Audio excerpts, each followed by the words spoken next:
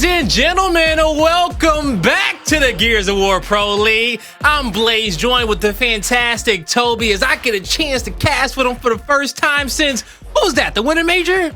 I don't know. It's been a lot of seasons since then, but how you been, man? I was listening to you and Reflections cast Pro League last week. You know, you had the back-to-back doubleheader, all right? Yeah, I was fortunate enough to cast some Pro League, or a lot of Pro League last week, and I'm casting some today as well. Very happy indeed, and I think this is going to be mine and yours first cast in a long time where we have multiple matches one after the other, so it's going to be a fun time, man. Can't wait. Hey, it is, okay? The Rangers are fully formed, all right? You know, me, Reflections, Colin, and PK, we've been in Reflections in PR, I said PK, okay? PR, we've been needing a fifth for a while, okay? So we're happy to have you. But nonetheless, you know, we got some exciting Gears of War action coming up so far. And let's get up to date on the standings and see where our teams currently lay. As you see PK at the top of the leaderboards, 2-0, along with Rise, E United, and the Pioneers. But PK, Toby, ain't dropping the map so far. No, they're not. Same for Rise. Well, not same for Rise. Looking at wins and losses. No, Rise have actually dropped a map so far. Yeah, PK kind of lead in that end. Of course, United and Pioneers, that top four kind of locked in there. So no surprises, no shocks, I guess, so far in terms of the standings. Keeping a close eye, though, on Rebel, Casa, and Digital Slayers in particular through 5th, 6th, and 7th position, because I want to see how they actually perform in this Pro League. I agree with you as well. You know, Casa de Papel, this is definitely going to be, I think, their season. We've been watching that squad get better and better, so I'm excited to see what's going to happen with them. Also, some teams at the bottom of our list at 0-2, but it's still early on in Pro League, and they've got plenty of time to change their standings.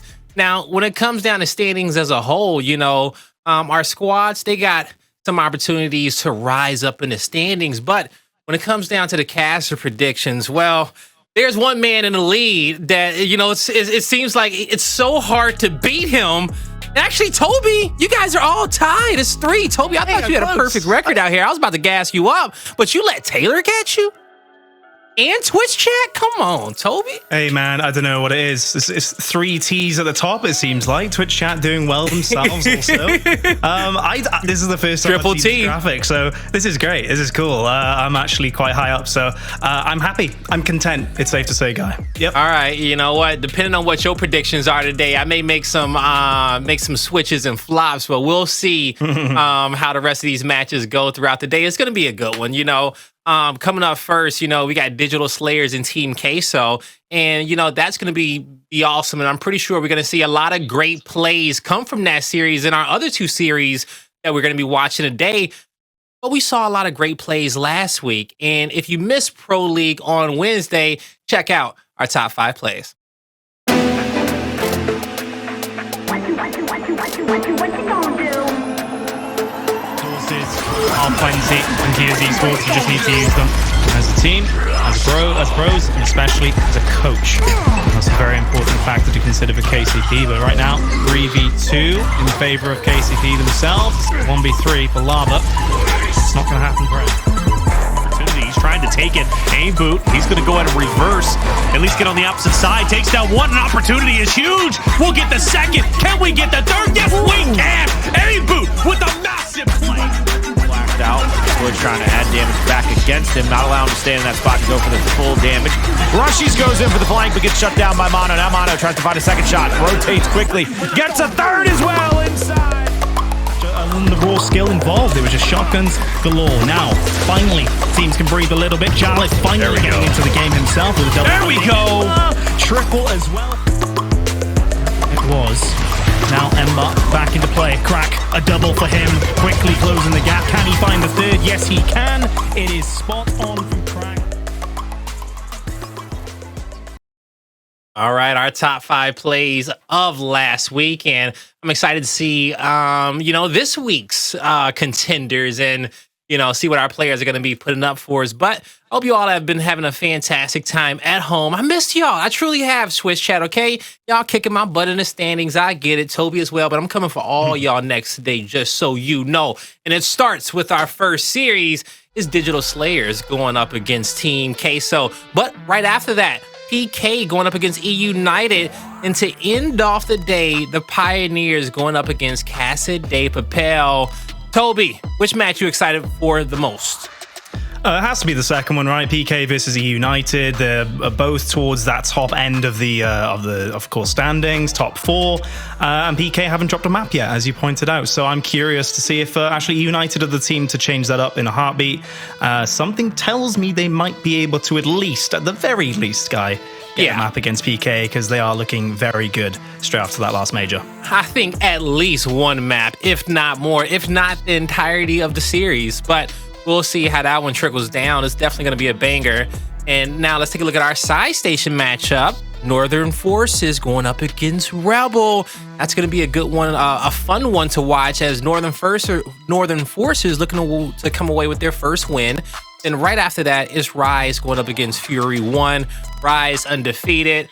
Fury 1, still trying to take down some top teams, and we know how close they usually get. And if that series gets close, we'll make sure that we can bring it to you all at home, because we know the Rise fans in the chat want to see every series in which they can play. All right, so, yeah. All right, now let's start talking about our first series. Digital Slayers going up against Team Queso. Now, Toby, when it comes down towards Team Queso, a few of us, we were better form in that last series up against Casa de Papel. We thought they were going to come out on top, but they fell short. Okay, what do they need to do better going into this week? Yeah, that's the major question. Of course, SuMuNs, Cristalize, Sleeafer, and Problems on our screen have a really star-studded roster, and they definitely have a huge amount of potential. They're doing a lot right, but then they fell flat, didn't they, against Casa? They didn't have that same kind of level instinct, that level of passion in those very important extended fights. And they had those awesome initials, which they also had in the major, but it seems like as time goes on, especially in those control maps, they kind of lose that energy to beat some of the top teams. Yeah, they're gonna have to figure out who is gonna be leading the charge into those big team fights. Who's gonna be the tip of the spear for this team? Because I see a lot of consistent players on this squad. I see a lot of players who are great at the 1v1 position, who are great at supporting their teammates. But who wants to be the superstar? We'll find out this week. On the flip side, let's take a look at Digital Slayers. You got Notclaw, Toxiq, Sulfuss, and Smokz, a young team in LATAM. And I don't know if we can really call these guys young anymore. Towards the early Gears 4 days and Gears 5 days, these were some of our new kids on the block. But, players like Toxiq, Sulfuss, Smokz, and Notclaw, the whole squad have proven themselves at a certain point, even though their rosters couldn't make it far. Yeah, that's for sure. That is for sure. And I think this is going to be a really good representation of what Digital Slayers are capable of today, Guy.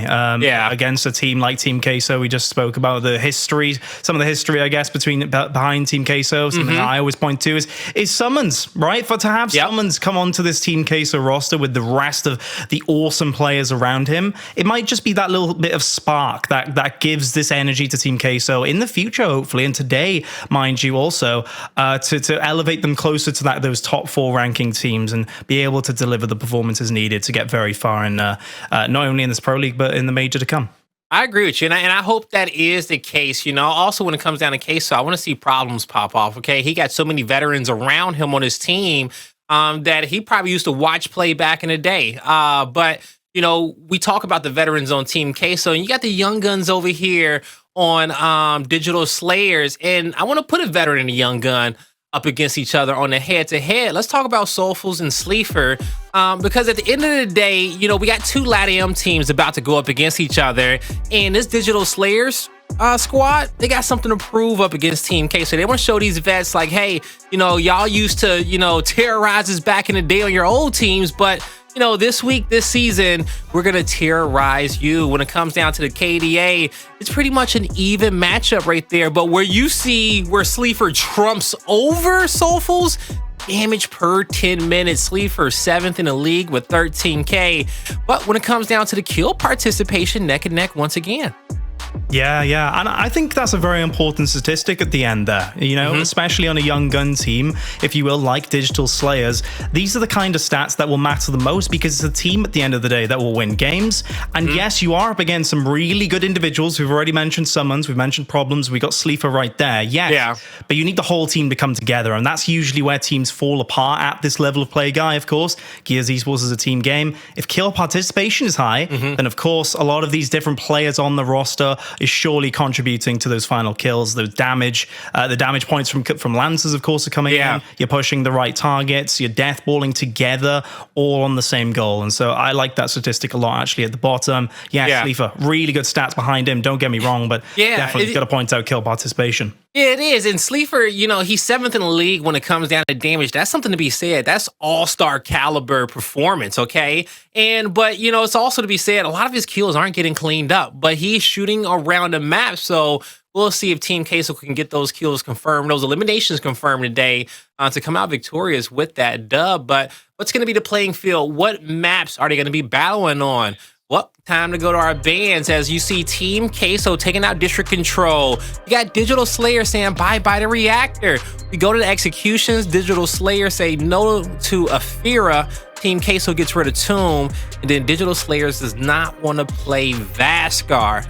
All right, so these are bans. And, you know, when it comes down towards the picks, I think we're definitely going to see some Regency, some Clocktower, some Ritual. There's the Ritual. Harbor coming in the building. There's our Regency and maybe a Canals, a little checkout at the back end of the cycle. I like what we got here today, Toby. Yeah, and I'm not shocked at all, actually, that Team Queso have gone for Ritual straight away. They picked it against United, and I was losing my mind last week, Guy, with Taylor as to why they went with that against of all teams, right? But Team Queso, they started off really strong. I think they were up like 90. They wanted to feel something. 9. They were really good with initials. They got the talk bow and they made great use of it. But again, they need to keep that energy throughout the rest of the series because they did not win that map, not by a long shot. I'm excited to see Harbor, and then if we need it, check out Execution. Obviously, a very experienced map for Team Queso. Curious to see what they can do on that today if we do actually get to it.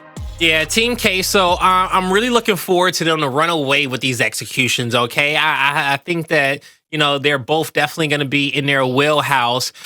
You know, for Digital Slayers, if they want to come out on top against this Team's Queso squad, I really do think they have to take that Ritual control. They got to come out on the respawns and get into some good gunfights, earn that respect from them and let them know that, hey, this is going to be a close series.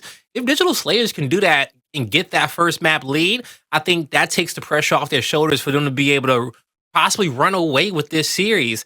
Now, as I'm saying that, you know, I'm going to go into my predictions and also say that I think Team Queso is still going to come out on top of this one, just based off the experience on this team. Last week was not the week in which they wanted, but with the veterans that they have, they're going to go back to the drawing board. They got some things to work on, and I think they're going to come out better, feeling more comfortable going up against the Digital Slayers team that they feel like they're better than. Toby, how you feeling about it?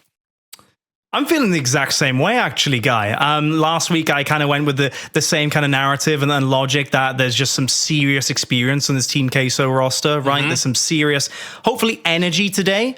And I'm hoping that they have actually gone back to the drawing board. They have realized perhaps some of the mistakes. I know I was calling them out on that Ritual pick for an extended period of time in the broadcast last week, and they've gone with it again. Hopefully, they're going to work on that, keep with their strength that they've got clearly in Ritual, those early moments, but extend to the rest of the game. And I think the reason I am going for them over the Digital Slayers roster is I just feel like there's so much untapped potential there, Guy. Yeah. I see the player names, I see the experience, I see the org, I see everything just simply to go along with this roster when you think the Team Queso brand. And yeah, it was my only prediction incorrect so far was Team Queso versus Casa. Casa were incredible.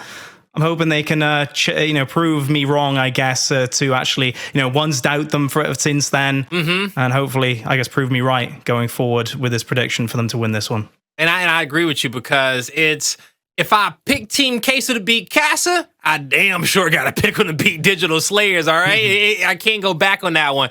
I'm not feeling the Swami vibes like that today. So me and Toby, we are aligned with Team Queso. Twitch chat, how you feeling? Where are you going with the vote? Is it Digital Slayers? Is it Team Queso? That's what I'm talking about, okay? Y'all smart. You're smart today, Twitch chat. All right? Or, are we smart? Digital Slayers is listening to this and they say, you know what? Let's get caffeinated. Let's go. Let's get locked in. Because we got everyone doubting us. And sometimes when you're an underdog, you just need that extra pressure on your back to succeed. And we'll see with Digital Slayers having nothing to lose. Are they going to come out and put on a show and surprise us all on the predictions? And I'm hoping so, right? I'm hoping for that type of action today. A slugfest where we see the underdog, come out and take map 1 and just go contend fight after fight. It will be just straight joy for us if that's the type of matchup in which we got. But we're about to head into Ritual Control.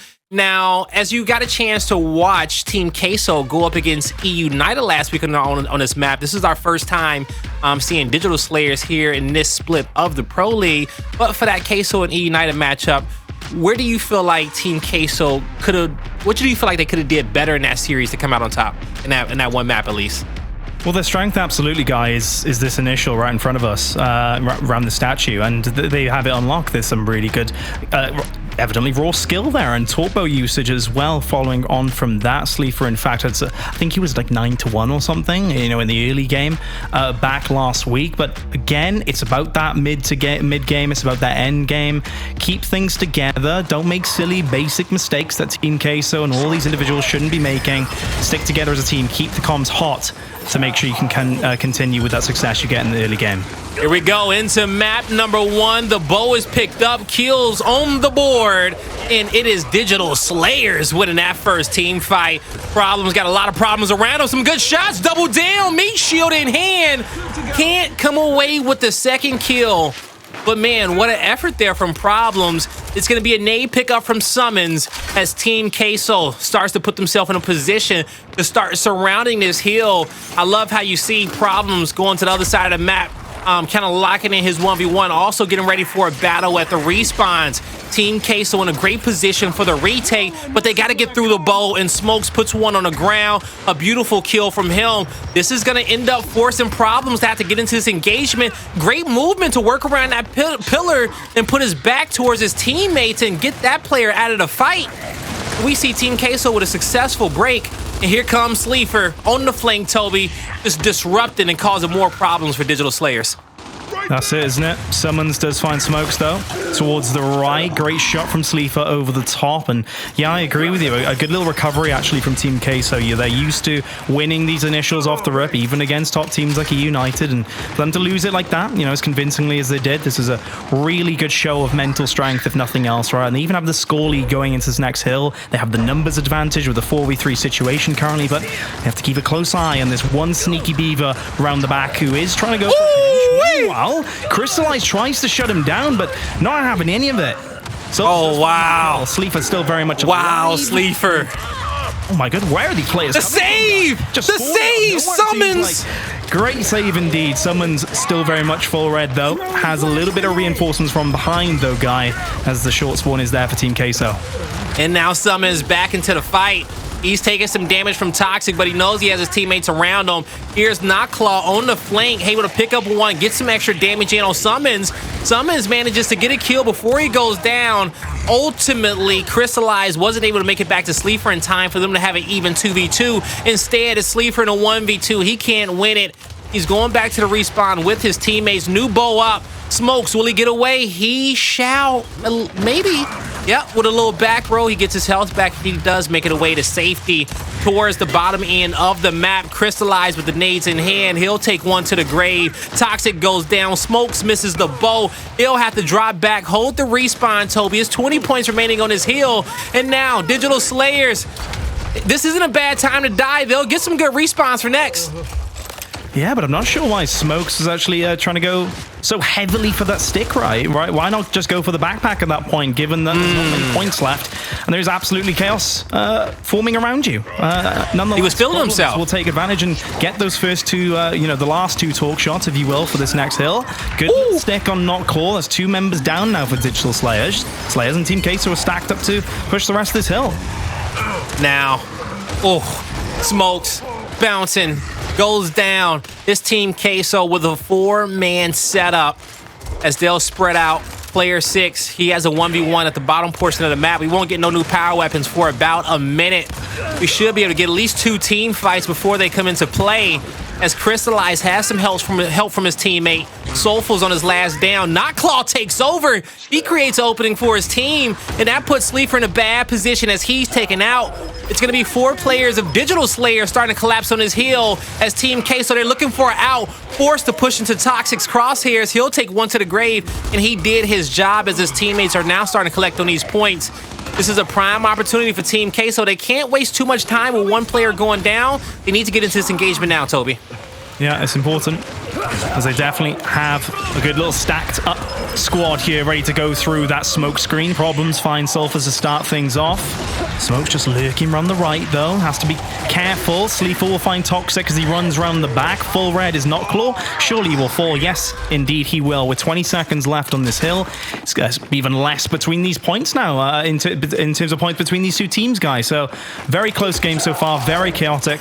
And this Torpo has had plenty of action. Another kill coming through. Now the nades get put on the ground. I see. It looked like he switched to him towards the last second. Once he got stuck, they did go to the ground. Okay, they actually kind of bounced pretty far back. That was worth it. It forces the bow forward, and the second nade misses. Does he get the quick revive? He will get the team revive. Bow still in play. Cristalize actually had one more nade in his back pocket. Notclaw with a double kill. Cristalize gets 2 as well. A final 2v2 remaining in the hill as Toxiq back rolls, doesn't get the help he needs, and Sulfuss will get 2v1. Team Queso collected on time, 60 points remaining in the hill, and now they know exactly where their opponent's going to respawn. They'll stem problems on the flank to cause some more problems behind enemy lines, but will he make it in time, Toby? It's a quick push coming out here from Digital Slayers. Yeah, Notclaw's going for a huge sweep around the right, but Problems is there waiting in the shadows to take him down. Sulfuss will fall, as will Smokz. Toxiq as well. It's a complete team wipe actually from Team Queso here on this hill. Lovely start for them statistically. I mean, everyone is definitely putting in the effort right now, it's safe to say, for both teams, and it shows in the scoreline. 4-point differential between the two. Sleeafer as well, already getting it down on Smokz, who perhaps ran in a little bit too early there compared to the rest of his teammates. Nonetheless, the double comes through for Sleeafer, still trying to find some damage. Not much put his way, mind you, and the rest of his team will swarm the remaining members. 20 seconds left on this hill once again, Guy. The rotation already started for Cristalize. Man, what a solid hold there coming out for Team Queso. It's a close game. It's been neck and neck, back and forth. No huge definitive lead for either of our teams just yet. Now we move into P5. A good kill coming out from Cristalize. They'll have some help from Problems and the rest of the team to be able to catch out Toxiq. The remaining two players from Digital Slayers waiting for help. But you see Team Queso, they don't allow help to come. They keep applying that pressure, knowing that they have the numbers advantage. And they also wanted to play up for that torque bow. It works out for them. There's the pinch. This is a winnable fight for Team Queso. As Sulfuss and Toxiq, they get the proper revives. And with that flank coming through, they were able to take the torque bow out of play, get to the hill. And I thought they were going to lose that team fight and lose all of this positioning, but they keep finding a way, Toby. Yeah, it's just inches right now, isn't it? Every single fight. One team just getting a slight edge towards the end. Courtesy usually of one player, lots of flanks coming through. Sulfuss actually getting a second kill there to help with the tally as it builds up. Sleeafer down. Can he get out, though? Got a little bit of support, but again, the COG team just continuing to flood through and fly through with their shotgun. Some pistol damage there will not stop the revive to come on through. Team Queso still providing so much pressure. And Toxiq might be getting 2v1'd. Yeah, angled out from the right. That could be the start of Team Queso's push now. It could. It could be. As Team Queso, they actually kind of held into a defensive spot because they knew that they had a flank, and Digital Slayers were going to be forced to kind of play into their hands since they just lost that 1v1. And it's exactly what happened. So Team Queso, they're going to start rotating towards next. So far in a good spot, but, you know, they don't have the lead. And I know this has to be a frustrating map for them so far, as we talked about the win condition, you know, for Digital Slayers early on, and I felt like they had to win this first map. They had to get a little bit of pressure off their shoulders and also prove to Team Queso that we plan on winning this series today, and you got to show that in map number 1, and they're doing just that as we reach the halfway point. Yeah, couldn't agree more. Couldn't agree more. So much for Digital Slayers to prove, both to us as casters, to fans, and the chat, also to the enemies that they play against. Great situation for them now. So close. They are leading a little bit in score right now, but kind of is the tale of the map so far. It's hard fought for both teams. It really is a test of mental strength, test of energy and attrition for both teams. We've already discussed how Team Queso have had some issues in that area, right, as of recent in the start of Pro League. Can Digital Slayers capitalize now and find this opportunity they have in Ritual? The two bowls will miss. And Team Queso doing a great job just holding their angles, waiting for their prime opportunity. And they're going to get that prime opportunity to be able to pick up 3. Now it's a 1v2. And that's not going to be one that Notclaw is going to come away with. Team Queso, they continue to lock the hill down. They got 2 bowls left. And here's a quick rotation from Problems, knowing that his teammates are going to get pressed. But did they really need him? Well, yeah. He picks up Toxiq, the third player trying to enter the fight. And then Notclaw gets taken out as well. Yeah, I just noticed, Guy. I mean, I was about to say, why is Notclaw just pushing the last 20 seconds of hill on his own? Is that going to cost them on the next team fight? And it kind of did, right? He was way out at the end there. It was a rush between both teams to have full strength in that team fight for the next hill, and they were a man down just because Notclaw went for that last hill. He came in right at the end there. So, an example of a mistake so far. A clear one as day for Digital Slayers, arguably. And it might cost them here in the rest of this hill. Loads of points left. You know, I also feel, too, like, in Notclaw's position, his teammates got eliminated pretty quick. You know, they had a 3v2 off to start the way the fight was set up before the bow even got there. So it was designed for them to win. Just his teammates, you know, they got taken out and clutched up on. Smokz looking to clutch up himself. A beautiful blind fire over the cover. He'll be able to pick up the second kill. The last 2 remaining members of Team Queso at the back of P1, but Cristalize fighting his way out of this difficult situation. Another shot over the top. He can't come away with it as he's taken out along with Problems, but here comes SuMuNs for 2. Nice wrap shot there at the end. The battle continues for this hill, but it still is all about those rotations, of course. Sulfuss actually doesn't like what he sees currently. Tries to back off a little bit. Will get taken down nonetheless. Toxiq still throwing himself into the mix there on that original hill. Meanwhile, the fights continue elsewhere on Ritual. Another 1v for Notclaw. He will find it. That gives them access not only to the frags, but also the rotation from their short spawn, or rather their spawn that they've just had, over towards the hill. Team Queso are the ones with the short spawn. And look at this, a race for the digital spawn. Lovely angle from Problems, cutting Digital Slayers off. They have to fight through all these Lancer shots, beat the rest of the Queso players to this team fight.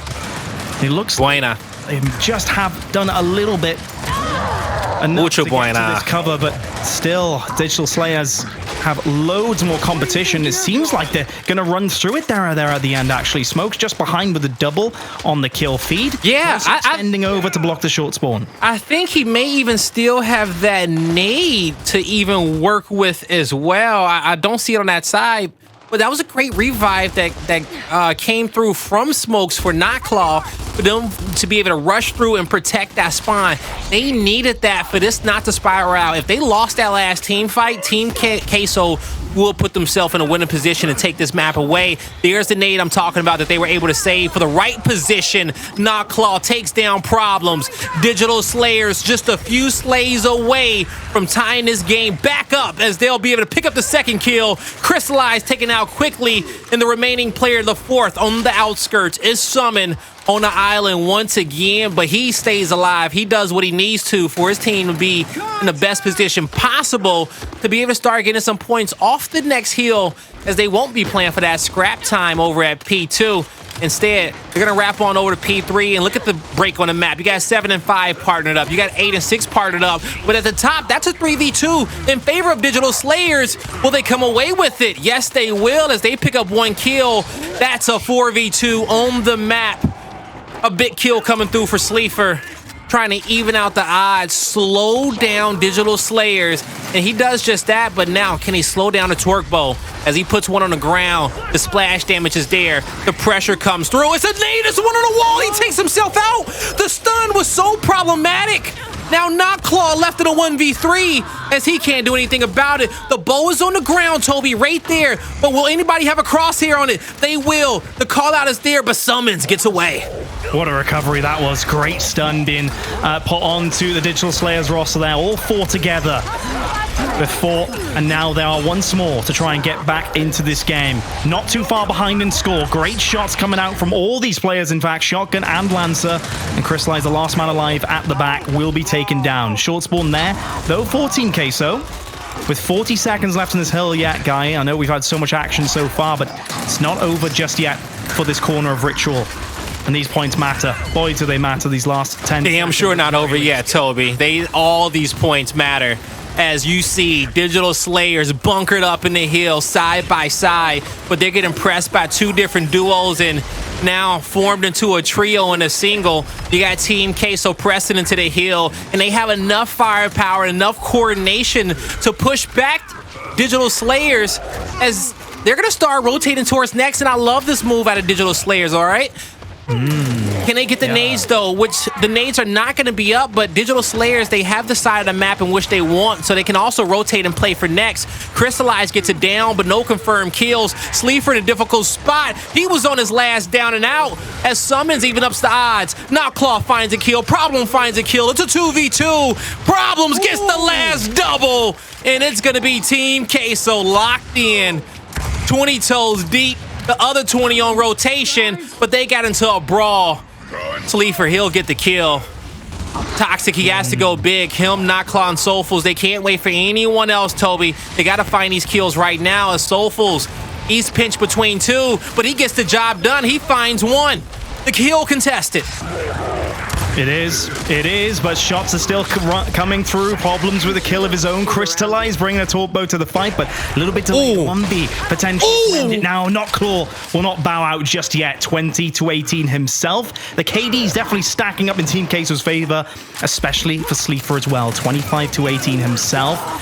50 points remaining for Digital Slayers to try and lock out this round, Guy, but 6 points only needed for Team Queso. Frags going out, the kill feed lights up blue. They do hold, but this time round, 30 seconds left on the hill, but the rotation for the next one matters so much when your enemy only needs 6. Muy buena, Digital Slayers. Muy buena. Okay, not mucho buena. Thank you so much, Vitox, in the chat. As you see, once again, Digital Slayers, they'll be able to pick up 2. It's coming down to the last and final fight as Sleeafer will be able to win it. And that's going to be a dub for Team Queso. They strike first and take a map number 1, but it was a close map number 1. Now, my question is, Toby, do you think that Digital Slayers kind of did enough there to have Team Queso on their toes going into this map too? Yeah, I mean, to answer the question explicitly, yeah, it definitely did enough to have them on their toes. That's for sure. That was a very hard fought game. Team Queso went absolutely flawless themselves. You remember the torpedo play, in fact, or the torpedo suicide, we should call it, and yes, from the stuns and whatnot. Before then, Team Queso, you were praising them for an awesome rotation from the previous hill. They were all together, all lined up, formation clear on the mini-map alone.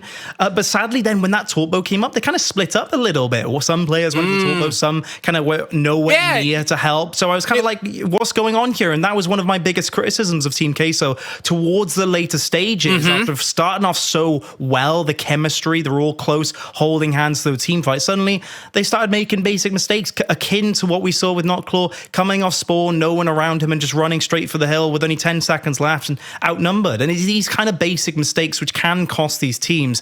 Both definitely committed them here, but Team Queso definitely had that edge in the slaying department towards the end and had a little bit more of a good defense, shall we say, when they did have the hills. Yeah, they did have a better defense, and when the one bow play that you kind of spoke of, it was a beautiful stun that came through on the side of Team Queso, and the bow kind of hits into the wall. They ultimately find it. But the great play that came out was from Digital Slayers. They were quick in getting back to the hill, right? They got the up top spawns, they put out some damage, and they said, you know what, if you're going to hit these bows, then we're going to force you to hit them, but we're going to start the fight. And they didn't waste any time, and it was one that they actually came away with because, as you said, Team Queso, that defense got spread out a little bit too much. It was like They just came off the gas too soon, or got a little bit too lax is a better way to say it. Just too relaxed after winning that fight.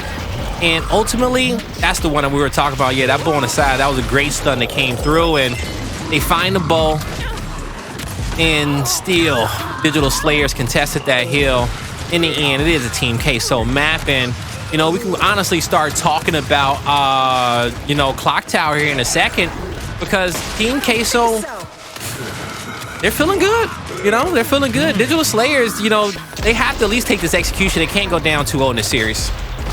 Oh, that's for sure. Yeah, for sure. I was about to say, just even the highlights show kind of what won that for Team Queso in the end, and that's just that raw slaying power. You know, Problem, Sleeafer, the KD showed themselves. They were kind of the defining characteristic of who would win the team fights going on into those closing moments. Some extremely good movement from Problems there, making me quite a little bit hype actually off the mic as I was watching earlier. And it goes to show that Clocktower is going to be extremely difficult potentially for Digital Slayers because Team Queso, at least slaying-wise, guy, are all there. And oftentimes that's how these close Clocktower rounds can go. Question is, have Digital Slayers been working on their strategy on up top and managing that sniper? Have they got an alternative strategy akin to perhaps maybe even the likes of Rushies going down bottom for Rise? It's more of a base strat for them now because they've nailed it so well. Digital Slayers been practicing those kind of unorthodox strats to react if Team Queso do get the, you know, the slaying power advantage as we saw on map number 1. Those are the questions I'm asking myself right now. But we've seen a lot of potential for Digital Slayers in this series alone so far. Slaying wise, they can certainly be up there. Let's see if they can turn it around, I guess, if you will, in Clocktower. Yeah, we'll see if they can. I think they definitely got the players of their team to be able to do so. They got the slaying power there, but are they going to have those quick reactions to, you know, be able to, you know, are they going to be able to have those quick reactions that you need in execution to be able to come out on top? Because as we know, after that first initial, you're going to have either you're going to fail on your initial game plan and what you wanted to do, and you're going to have to react to make something happen out of the present situation, or you know you're going to have to just kind of react what your opponent's throwing at you. So we'll see what happens right there. Yep, we'll see what happens right there. Yeah, shout out to the chat. You know, I appreciate all of you guys, you know, correcting me on my Espanol. You know, I've been trying to get better. You know, especially in matchups like these where we got 2 LATAM teams, you know, I always feel so bad because I don't, you know, my Spanish isn't up, and we got more of our community now that's from LATAM than we do probably from North America. And so, you know, I got to work on my Spanish for this last major. I will say that, I don't know, you know, for whoever knows them in the chat, for our LATAM fans, I actually had Extreme and Hillmania. I was hanging out with them in Vegas, and they were giving me some lessons, okay? They were making fun of how I said quesadilla at first, and it was like, oh my God, we hate when Americans say quesadilla. Okay, why it's quesadilla, Blaze, all right? And they've been schooling me all week, all right? Toby, I don't know how good your Spanish is. You know, it actually may be pretty not good. Nah, not so good, man. Jacko ain't gave you no lessons. No, I mean, is Jackal Spanish very good? I feel like Jackal should know some Spanish. All right, I feel like he dabbled. All right, I feel like he's been dabbling. I mean, I dabbled in languages for a little bit in school, but it just wasn't my forte, guy. Based on my success on languages in school, I'm surprised I'm even talking into a microphone right now. Based on my success with just English, you know, I'm surprised that I'm even thinking about a second language. All right, I still got to master my first one, but at the end of the day, you know, we know how to make things sound good, Toby, and we know how to get our point across. That's why we here. And the company that helps us is Astro Gaming, making sure that you hear every word I gotta say to the crispness, okay? I wanted to reverberate in your ears, vibrate your heart, ignite your soul as you watch Gears Esports. I hope y'all are having a good time at home as me and Toby about to head into map number 2. Digital Slayers, they're down 0-1, but now is the time for them to tie it up. If not, they're gonna have to go on Harbor against a Team Queso squad who loves that map. Absolutely. Absolutely so. I think they love this map, in all honesty. When they get Sleeafer the snipe, they are very happy. It's safe to say in that situation, the question is, can they get into so many it snipers frequently enough? And then SuMuNs as well, sniping as well. I mean, it's all stunning for Team Queso once they get the snipe into their hands. But it's the same for a lot of teams, you want to say, in the league. A lot of really hot snipers, shall we say. And Cristalize is a good one too. You know? I know, Cristalize as well. You can kind of list them off this roster, right? And definitely a threat for Digital Slayers to consider going into this one. Yeah, it is. But Digital Slayers knows the importance of this map, and I was very impressed with them in map number 1. They won a lot of their big fights. They clutched up a lot as well. And so, you know, they clutched up a lot as well. And, you know, now they don't have to have that pressure of having quick team fights one after another and having to think on their toes. They can get a breath round after round by just being successful off the initial and then trading out their numbers. So we'll see if it works out for them. And I think it will. This is going to be another close map number 2 between both of these teams. But as you were talking about before, Toby, just kind of the strategy on this map when it comes down towards that the 1v1 spot down low. Are you going to send that guy up top? You're going to sit him down low for the nades. He needs to have a presence with whoever he's matched up in that 1v1 spot so they can be thinking about him at all times. But it is a 4 up top with both of our teams, as they being Team Queso, able to get the snipe, drop back. They pick up 1 kill. They missed the 2nd kill. Sulfuss lancered out. And now a 3v2 for Team Queso, Toby, as SuMuNs has a snipe in hand and both players in his crosshairs. Yeah, let's see, SuMuNs. What are you capable of right now, today? SuMuNs great headshot on the Toxiq. That is exactly what he is capable of in this moment. 3v1, simple cleanup job for Team Queso. But hey, let's talk about strategy. Immediately, Team Queso are the ones to go for that sniper off the rip. Digital Slayers have clearly seen that. They've witnessed that. It only took them 48 seconds to lose that round due to the efforts of their opponents. Question is, can they stop them, Guy? And that's always been my number 1 point on Clocktower for a lot of these teams, is one team typically gets a huge advantage in their capability of getting the snipe, and then it just sets the tone for the rest of the game. Digital Slayers, we've seen what you're capable of. Can you make sure that Team Queso don't make this just a routine process for them now? Yeah, because when you're able to get away with it round 1, you're going to keep trying until your opponent stops you. But you see how Team Queso, they opt to go for inside press. They go for the players on the line and actually bait out the snipe. The trap, it worked out for a bit, but instead it's Digital Slayers. They rotated back up quickly and was able to clean up Team Queso as they were pressing across that 50-yard line. And it was a great execution coming out from the boys in red. Quick reaction. They dodged the initial play coming out from Team Queso on the line, but they also rotated back up quickly and got their guns up to be able to catch Team Queso off guard for not initiating that play clean enough for them to be successful. Because that's something that we don't talk about. You could run your initial, but if you don't find those kills, right, then you got to reset. You got to find something there. If you don't, your opponent's going to catch you off guard for being on their side of the map and punish you for it. So we head here into round number 3, and it's Toxiq. He goes down right away, but because of the stun, it wasn't immediate revive. He's taken out. No kills traded out. 4v3 in favor of Team Queso. They'll be able to pick up the snipe. They'll walk away with a kill and a power weapon, Toby. Good job, Sleeafer, sneaking that one away, during the chaos. 4v3, making sure he doesn't get taken out in the process. Number 1 rule, of course, when you have a situation like this, especially on Clocktower. I hear one player getting down bottom, though. Cristalize making sure the frag grenades are not going to be a threat for Team Queso to deal with, to try and make this round concrete. The result, 4v2, and it should be, bar a miracle, Team Queso taking yet again another round, and they do just that. They're actually being a bit more flexible, I guess, in the strategy department right now. Nothing too crazy coming out from Digital Slayers in response since that very first round we were treated to. But they did have a really good actual response, if you will, to the initial of that previous round, Blaze. That was really good from them, as you pointed out there. Yeah. Question is, Team Queso again, as soon as they return back to that snipe dominant strategy, they find the round quite comfortably, I want to say. Okay, so last time Team Queso was on this side, they went for an immediate push, and then they focused on the secondary. This time, Problems was forced to push away because of that flash, and He drew a lot of attention towards himself, and he's continuing to draw attention towards himself. As you see the player on the line, Cristalize, he goes down.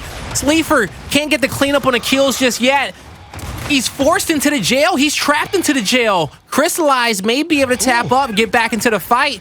They hold off, and it's a 3v3. Digital Slayers, they probably didn't feel comfortable enough to, you know, push that 3v2, knowing that Cristalize was going to be able to tap up.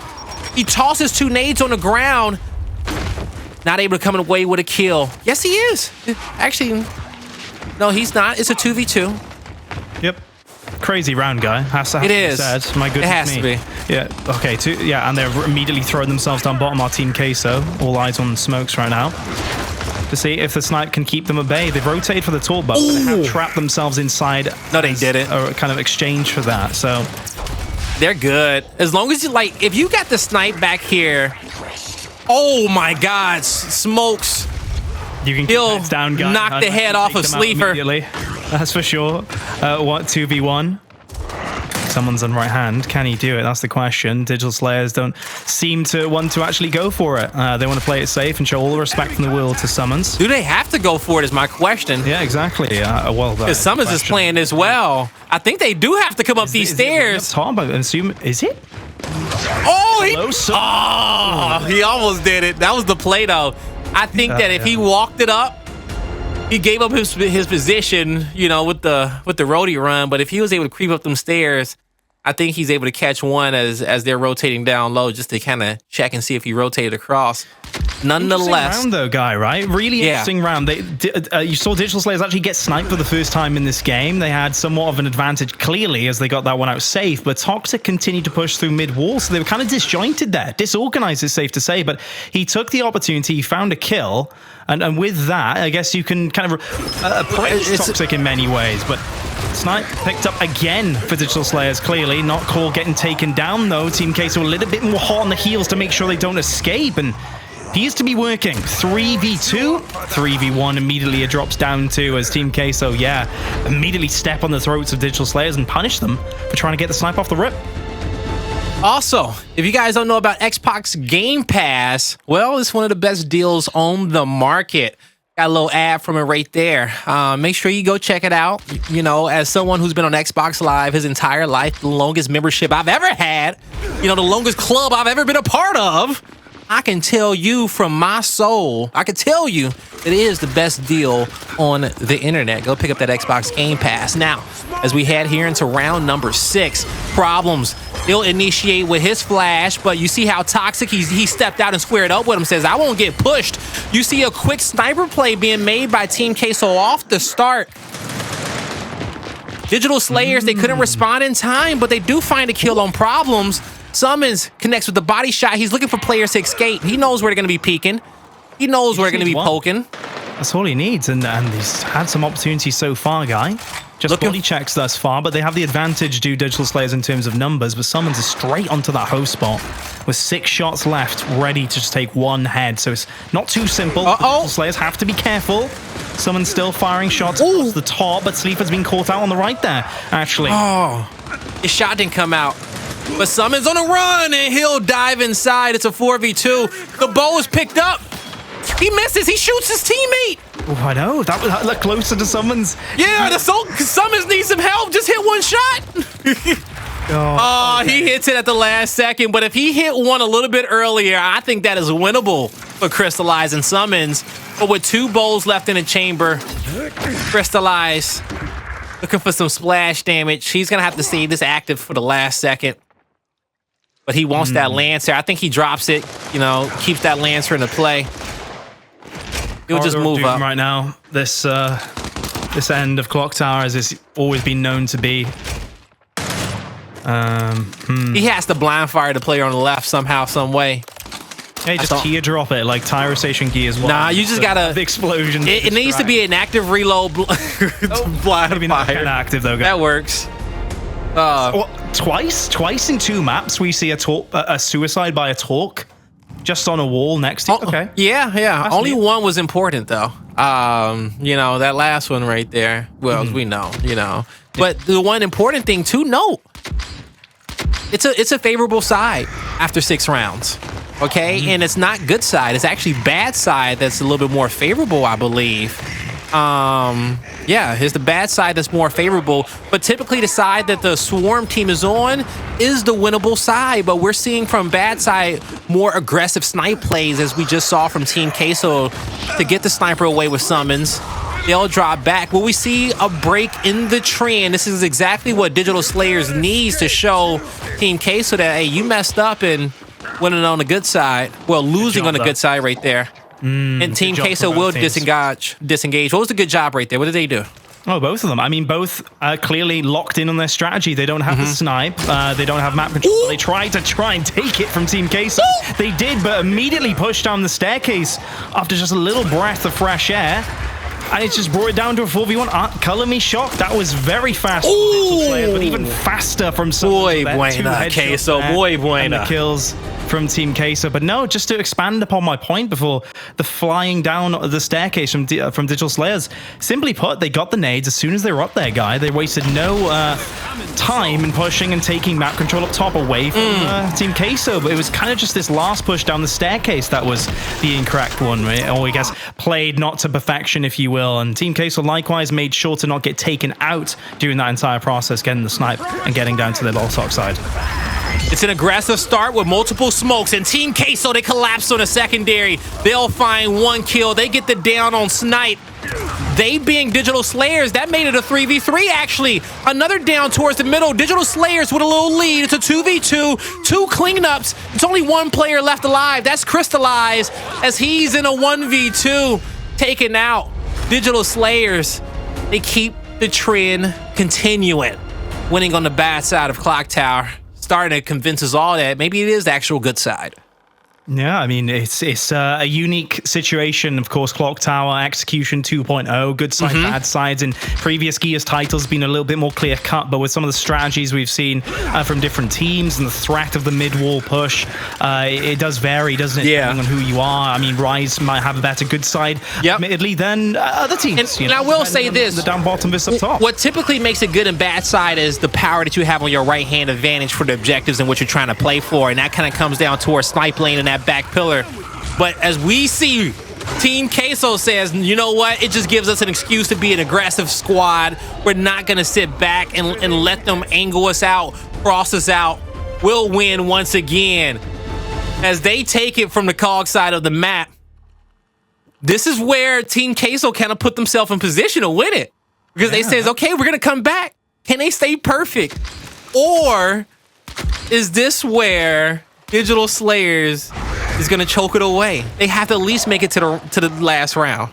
They got to. Here we go, folks. Are you changing your picks? This has been a wild map number 2 on Clocktower. Toxiq flash in hand. He banks it. He needs to get aggressive. Move it up on problems, but he got stunned himself. He gets some help from the host spot. They'll be able to pick up the first kill. No sniper being acquired just yet. And this is where Digital Slayer is trying to take a breath. But they know they have to press forward. A beautiful stun from Smokz to be able to pick up the power weapon on his own, clean up the kill in jail, and now SuMuNs is literally in jail, trapped, not too many places to move. He can't move behind. He can't move from this pillar, but he'll slide to the secondary. Here comes the flank. Don't drop the soap. It's going to be a cleanup. Digital Slayers, they lock in round number 10. We're going to 11, Toby. What does Digital Slayers need to do to win on the opposite side? Because no one has been able to win from this side so far.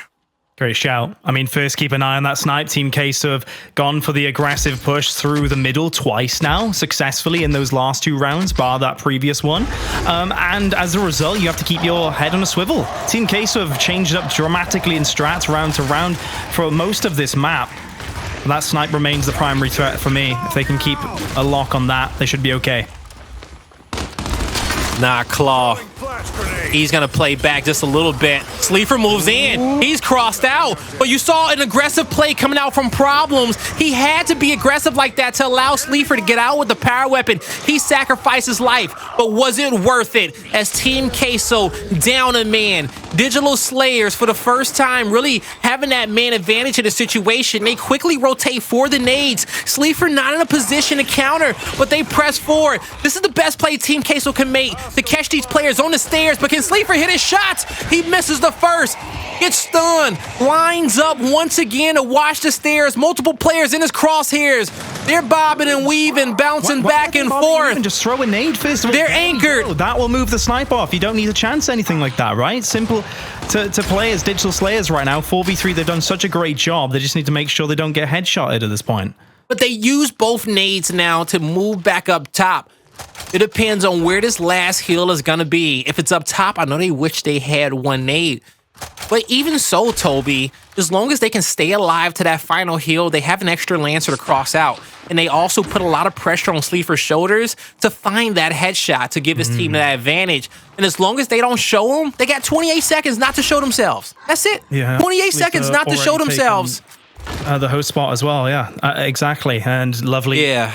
Flash grenade now picked up for Toxiq 2, ready for that last final push. And they summon sneaking. You gotta watch it from here. Let's not switch. 10 seconds left on the overtime. Toxiq has been spotted, and they have finally spotted SuMuNs. He is on the flank, 2 in the front. Oh! Unfortunately, no. Laser down immediately. Digital Slayer 4v2 situation, and it is about to pop the overtime. 2 seconds. But he's moving in! He can't get it. It's Digital Slayers with the anomaly in map number 2. They'll be able to win it in a round 11, 6-5, and get this series all tied up 1-1. Smokz is your MVP as he raises the roof. We're gonna raise the stakes as we head into map number 3. Folks, don't go anywhere. When we come back, we're heading into Escalation Harbor. Ladies and gentlemen, welcome back to the Gears Pro League as we are all tied up in our first series of the day between Digital Slayers and Team Queso.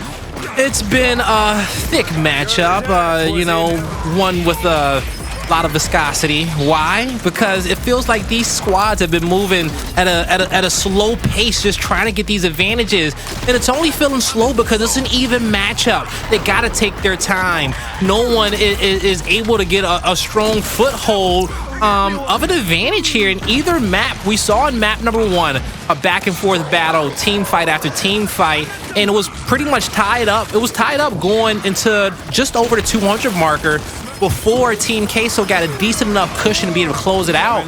And then here in map number 2, back and forth all the way into the last round. So Yeah.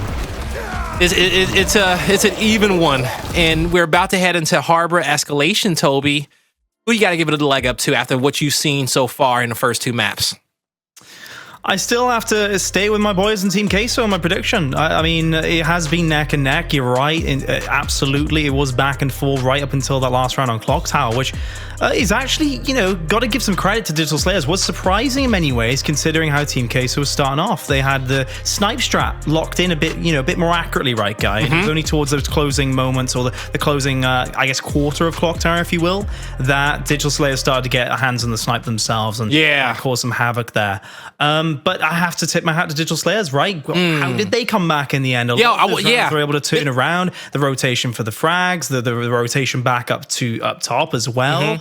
They had some really, really good moments, and I'm thoroughly impressed. And I think the one moment that they really did capitalize on is, you know, really the battle at the secondary, because they knew that when Sleeafer or Cristalize was going to make a play for that sniper in lane, that Problems was going to push up. He was going to find and kudos to him, because that's how he got to play his position. When you're at secondary, as your teammates are getting focused, someone's not looking at you. And you could typically make a beeline and get a move on them to get a back A, to get a chunk, and to kind of bait your teammates as they're reviving each other, coming away with the power weapon. But Digital Slayer said, nah, you are our focus, Problems, okay? And as he pushed up to make that move, he was taken out. And then, you know, his teammates really couldn't follow up in that last round to be able to trade him out and make it a 3v3. Because if it was a 3v3 going into those final moments, I think Team Queso could win it having that snipe in hand, but instead, Digital Slayers took it one kill at a time, played the entirety of the clock, and that man advantage when they got it, and it was successful for them. So it showed me that they got composure, all right? And they're always trying to figure out a way on how to win. Harbor is going to be a good map in which they're going to need both of those skill sets. Especially rotations, guy, has to be said, right? That huge up top control has been leveraged quite a lot in the past by Team Queso players, not only in Gears 5, but as we were talking in the break, Gears 4 too, right? Some of these players really have Harbor on lock. Question is, who are going to win those all-important initials that Digital Slayers proved on Clocktower? They're really good at themselves, but also Team Queso historically very good themselves. Now, problems finding the kill across the winch, great angles coming from Team Queso right at the top of Stern, even Smokz running out of downs there, guy, before he can escape to the safety of his own side. Triple cap should be golden for them as Toxiq is cleaned up there towards the end. Lovely start for Team Queso coming off that map loss on Clocktower. 42nd round for Team Queso. That was a quick one, Toby.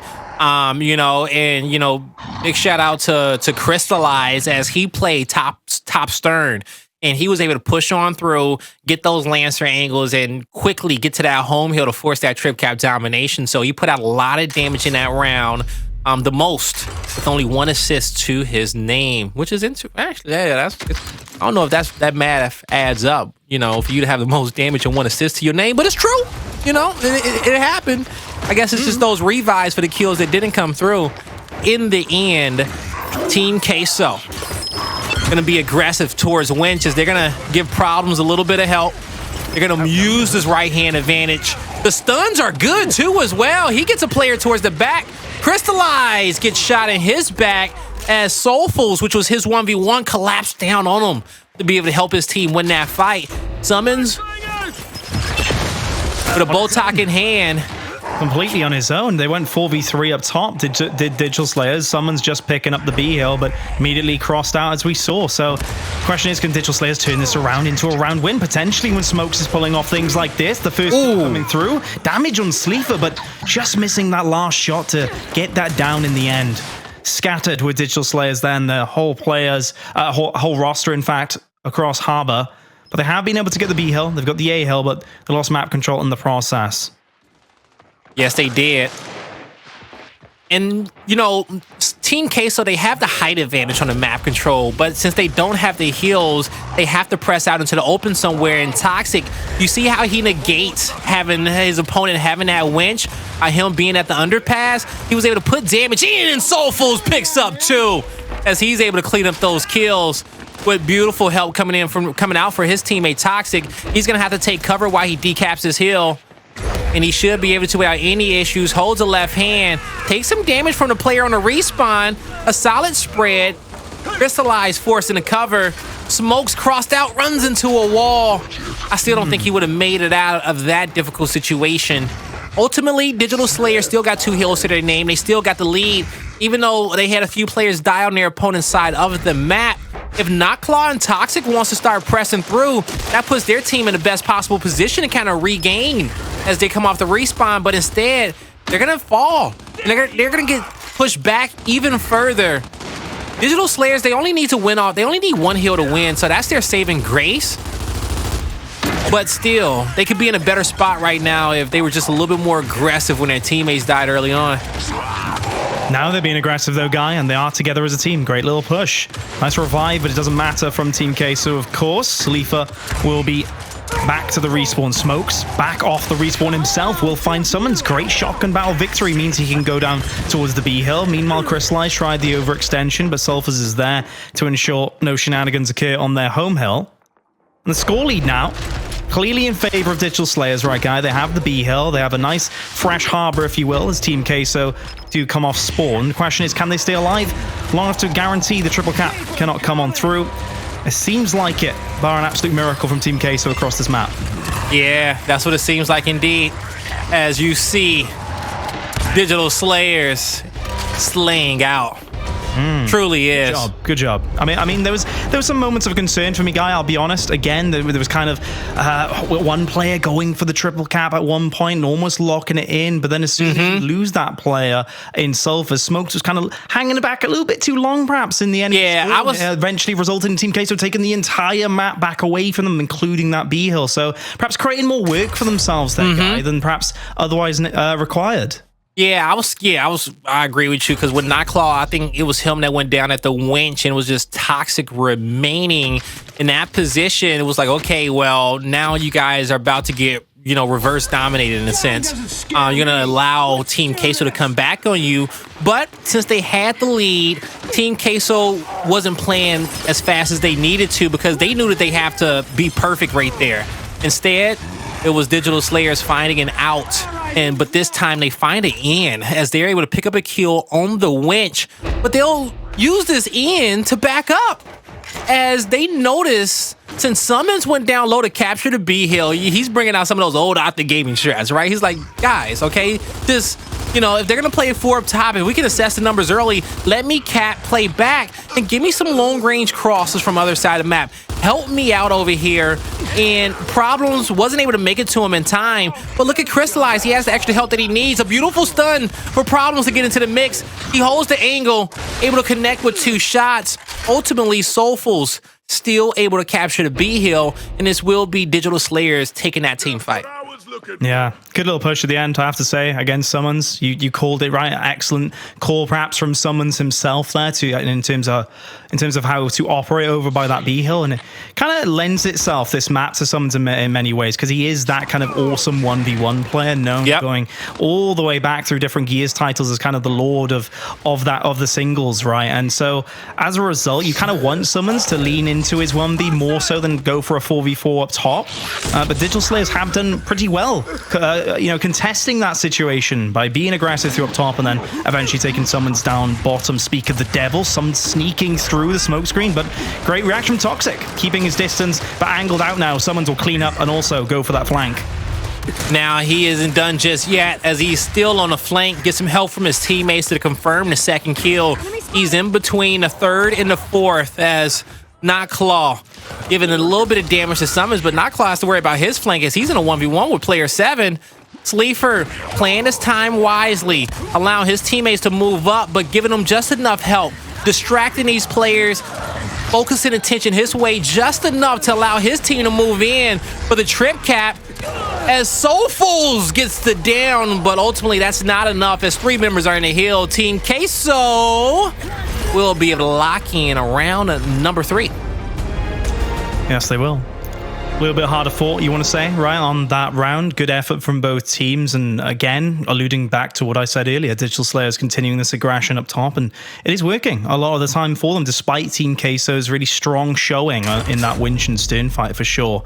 Yeah, it was a good spot. Will weapon placements kind of change things up at some point in the harbor? We saw it last week, actually, on this map, when I had the pleasure of casting then, and it can change things up a lot, and it can actually be a mistake oftentimes to place a weapon down bottom after a confident start up top between 2 teams going back and forth with those shotgun battles. And see, again, Guy, it's the 4v4 up top for Digital Slayers. Team Queso sending SuMuNs down bottom. Can they respond? Finally, Digital Slayers get that opening kill on the winch to make that a second coming on through. And it should be a simple kill for Sleeafer. Not sure how Claw is able to. I was about to praise him.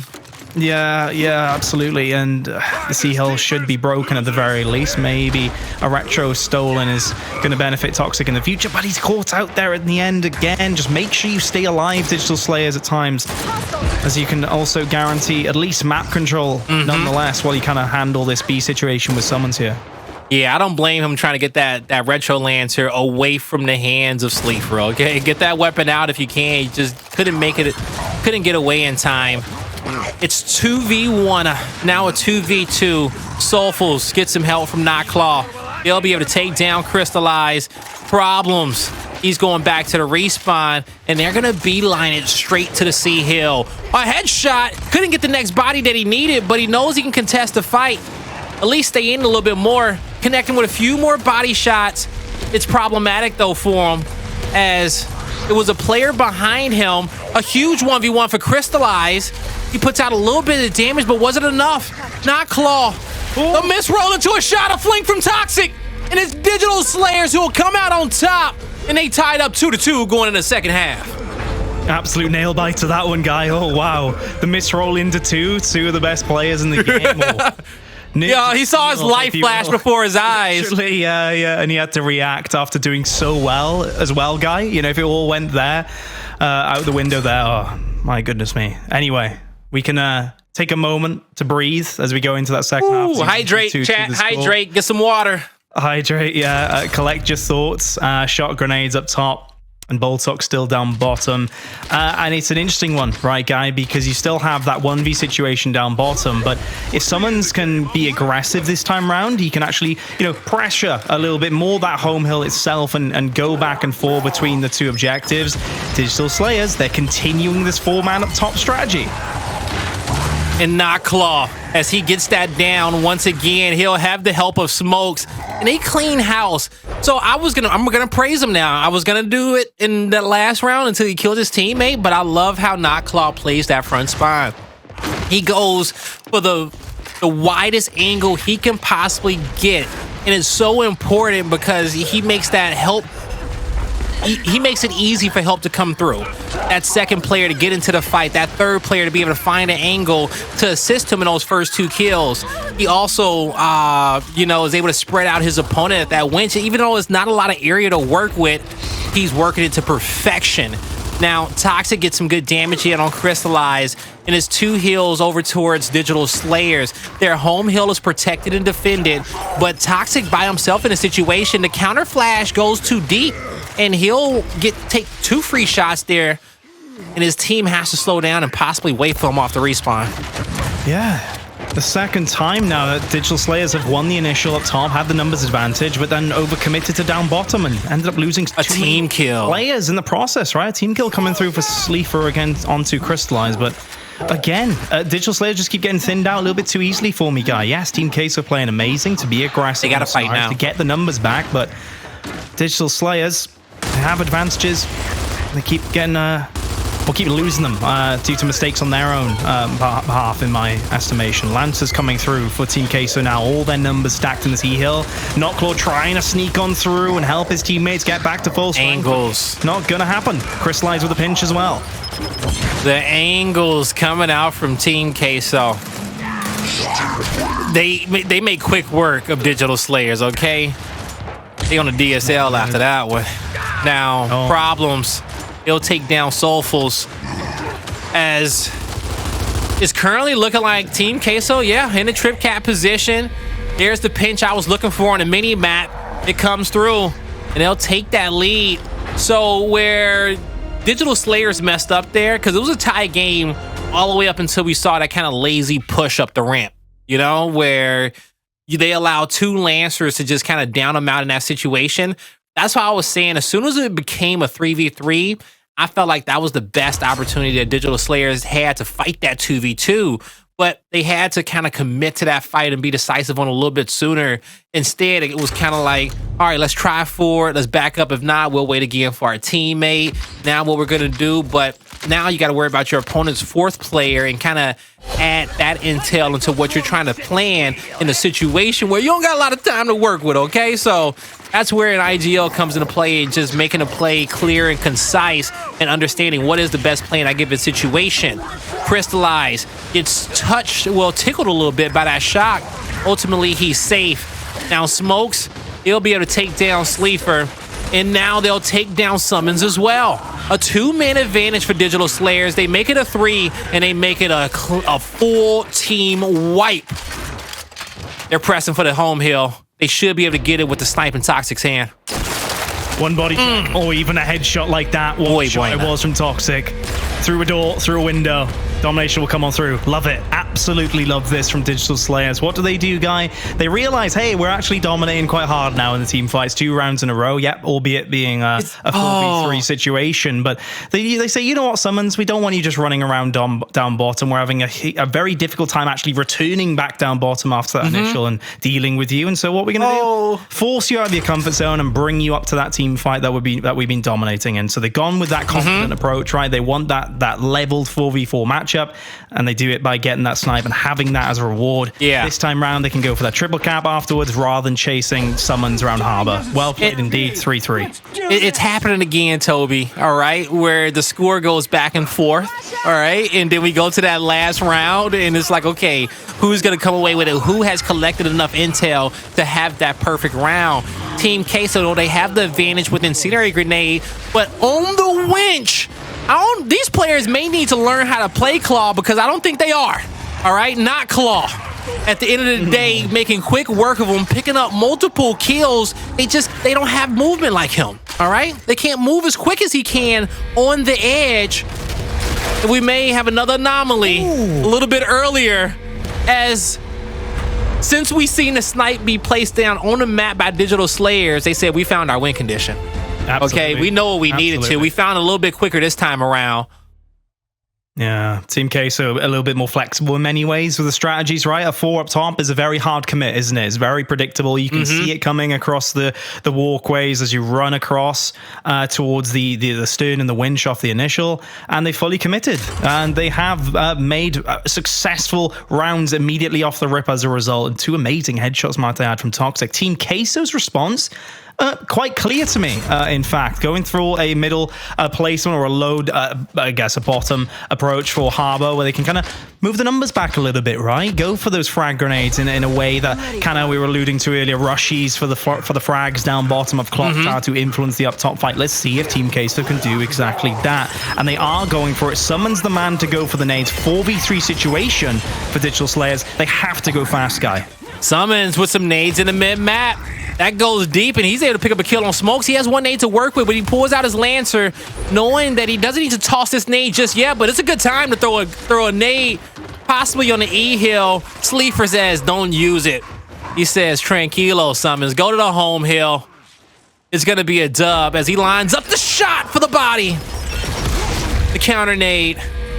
We're going to another round 9. The first of the day in Escalation, but we're going to a final round in our round-based game modes. We're going to the wire. Every map has been just like this if you're just joining us, chat. It was a 300 to 250 finish for Team Queso on map 1. It was a 6-5 victory for Digital Slayers in map number 2. And now tie 4-4 in map 3. Who's going to get the leg up, as both of our teams are showing that they are evenly matched. We get a block. We get a lockdown low. That would be great. Wouldn't it be great? We haven't seen this in a while. On a placement. Yo, like that was actually clutch. Forcing them back up top. We don't care about the retro being locked down bottom, guy. We're all up top anyway, aren't we? So, hey, what we're going to do is take your number 1 weapon away from you, the frag grenades, force you back up to that 4v4 fight, and ensure they can win what is essentially a third, maybe a 4th round in this situation with 4v4, 4v3 up top. Here we go for the bread on Harbor Escalation. And now, as you see, Team Queso forced into that brawl. Problems able to pick up a kill. A late stun came out of nowhere, and it will mess it up for Smokz and Sulfuss as they got stunned late. And you see Queso on the cleanup. This could be it. A trip cap domination about to come through. Is up to player 1 as you see the snipe strat in full effect. You gotta at least keep 1 player alive in that situation. That's how you survive it. Instead, this time around, it's going to be Team Queso winning on the final round. Absolutely heartbreaking, guy. Absolutely heartbreaking. As Digital Slayers were doing so well, we were busy praising them for their success up top and their aggression. Just that last round, Team Queso were like, all right, you got us on the strat part, but can you keep it up on a final high-pressure round? It seems like Team Queso clutched up just a little bit there, akin to the slaying power we saw in Ritual perhaps earlier, where they kind of got the edge on that map too. It's an interesting Harbor. It really is. The weapon placement's clearly a huge role was played by them in the circumstances of how that played out. And unfortunate as well. And I'd like to rewind for a moment, Guy. Not to that previous round we just saw, but the one before that. The first round, someone's got his hands on nades immediately off the rip. He knew there was no one there. He could pick them up very quickly after the call from up top. Again, it's highly visible. Just like check out what strat you're playing on Harbor based on the up top push. What did they do? They played slow for the first time in what was maybe 3-4 rounds at top. Okay. That's the one round you shouldn't be playing slow up top, guy, because the nades are going to be thrown on your mid wall. It was spot on from SuMuNs. 3 players of Digital Slayers were on that wall, immediately finding the nade on one and disrupting the position of the rest of the players there. So it does remain me confused, I guess, on that one round, why Digital Slayers didn't just fly through. Because hey, if you're gonna nade up top, then you make sure you're nading us before we get on top of your teammates, because you'll at least be killing your teammates in the process if you are accurate. Well, you know, it was the first time that it happened, all right, in the 8 rounds that we saw up until that point. And when we initially saw it, Notclaw, he got caught off by a few stuns early and he got pressed back. They were already on the fence when they tried to play wide, because they did start off aggressive. But once the nades got picked up, it was just a situation which they couldn't get themselves out of at that time, because it was the first time that they saw it. Now, what was very on point was the last round. SuMuNs once again threw a beautiful nade, and I do believe it was him, because you saw a last-second flash come down towards the winch, and it stunned out the last 2 players, and that allowed them to get out of cover. They took damage. That stun right there, it messed them up in that corner, right? And I do believe that was SuMuNs. And in the end, that allowed for a quick trip cap domination to come through for Team Queso as they take a 2-1 lead. What's been the closest series in which we've seen in forever. Definitely this split for sure. Yeah, loving how we're starting off this Pro League day, guy, that's for sure. 5-4, the score on Harbor, 6-5, 300-265. It's actually nuts how close it is between these two teams. And just Harbor as an example of someone we talked about briefly before the start of the match as casters, guy, and that was SuMuNs. You know, clearly a huge role in that map. Yes, it was, we just touched upon that round where he threw the nades up and kind of guaranteed that round for Team Queso in many ways. But it was also previously, he was setting the tone for the rest of Harbor in that he was dominating down bottom, forcing Digital Slayers to change the strat up. Eventually, you know, they were going for the 4 up top continually and then having difficulty coming back down to SuMuNs, the last Titan on Harbor. And then eventually they had to put the power weapon up top to make sure that they had the fair fight that they wanted, because SuMuNs was causing so many issues on that mid-round rotation. So yeah, shout out to him, a huge role and definitely a big component actually for the Team Queso rosters going forward, I think. Truly is, because, you know, very few players, especially on a map like Harbor, you can play around them on a single level, okay? On an individual level from the 1v1 spot and let the team play around a 1v1 player. SuMuNs is that good and has that much experience where he's like, all right, hey, if the fight's not working out for y'all, just let me work for the first, 10, 20 seconds of the round. Let me take my 1v1. I got a Toxiq to work with. I got a few tricks up my sleeve to try to get that advantage. And if I can put the pressure on him, I will force the players up top to give you a better fight, to play into your Lancer angles that you have from the defensive position which you are in. And we saw that in round 2 or 3 when he was aggressive down low and they kind of played back on their home hill in the first half. That was a great example of how his individual skill can just set the tone of the entire map. And so when Team Queso, when that core 3 is popping off and he's still making plays like that, scary ass squad. You don't want to play up against them. Now, their job isn't over just yet. We still need to head on over towards Regency control. And the way our first 3 maps have been looking, Toby, I'm pretty sure it's going to be neck and neck all the way into that final 100 points that need to be gained between both of our rosters. Now, where Digital Slayers kind of faltered in the first control map, I don't know if you agree with me or not, but I feel like they just kind of, they weren't quick enough on their rotations at the end, okay? They I think so, a little bit extra pressure on their shoulders. They lost a few key rotations for power weapons, and that really is what did them in the last portion of that map. And it just shows that you got to be on point, okay, the entirety of a control map. You can't be good the first half and be crap the second half, and you definitely don't want to be crap the first half and have to play behind in the second. Yeah, I mean, that was what I was talking about before this match started, is Team Queso, starting off strong many maps, but not finishing off in the same context, right? Yeah. And yeah, Ritual was kind of a similar story in ways, in that there was some basic mistakes being, found on both sides, actually. And I think Regency is a map that can really expose a lot of these teams for those kind of mistakes. Or on the flip end, right? To put it lightly, is to literally say, hey, maybe Regency forces you to have a really big magnifying glass on your rotations. Make sure you don't get caught up, because it's such a huge map that if you aren't running straight away to that next hill, as soon as your team looks at like where you are, as they've been taken out, they'll be like, why are you the other side of Regency right now? Why didn't you start running earlier, right? And so it kind of, in many ways, it might help teams, I guess, to stick together and be on the same page, rather than allow, say, on Ritual, where one player can make a split-second decision and be like, I'm going to run to the other side of the map because I can, because of the distance between us and the covers and whatnot. I think Regency, perhaps, in many ways, is a helping grace in that sense, and I guess it should be mentioned. But hey, for both these teams, it better be that rather than really a magnifying glass on the mistakes that we saw on map number 1. Yeah, and it's going to benefit both of our teams, because the simple fact is you kind of already said it.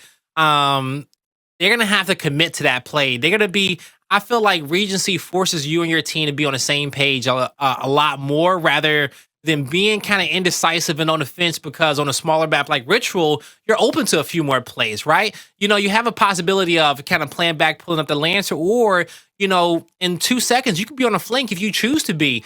Ritual, it doesn't happen Regency, it doesn't happen that way, because you want to go hit a flank at a certain point. That's like a 5-second, 7-second play to actually hit a flank in, because of how open the map is. So you're going to have to commit to the fights with your team, and the map forcing these squads to be decisive should be the best thing for them.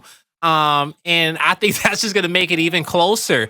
So it's a battle of brains over bronze, if you ask me.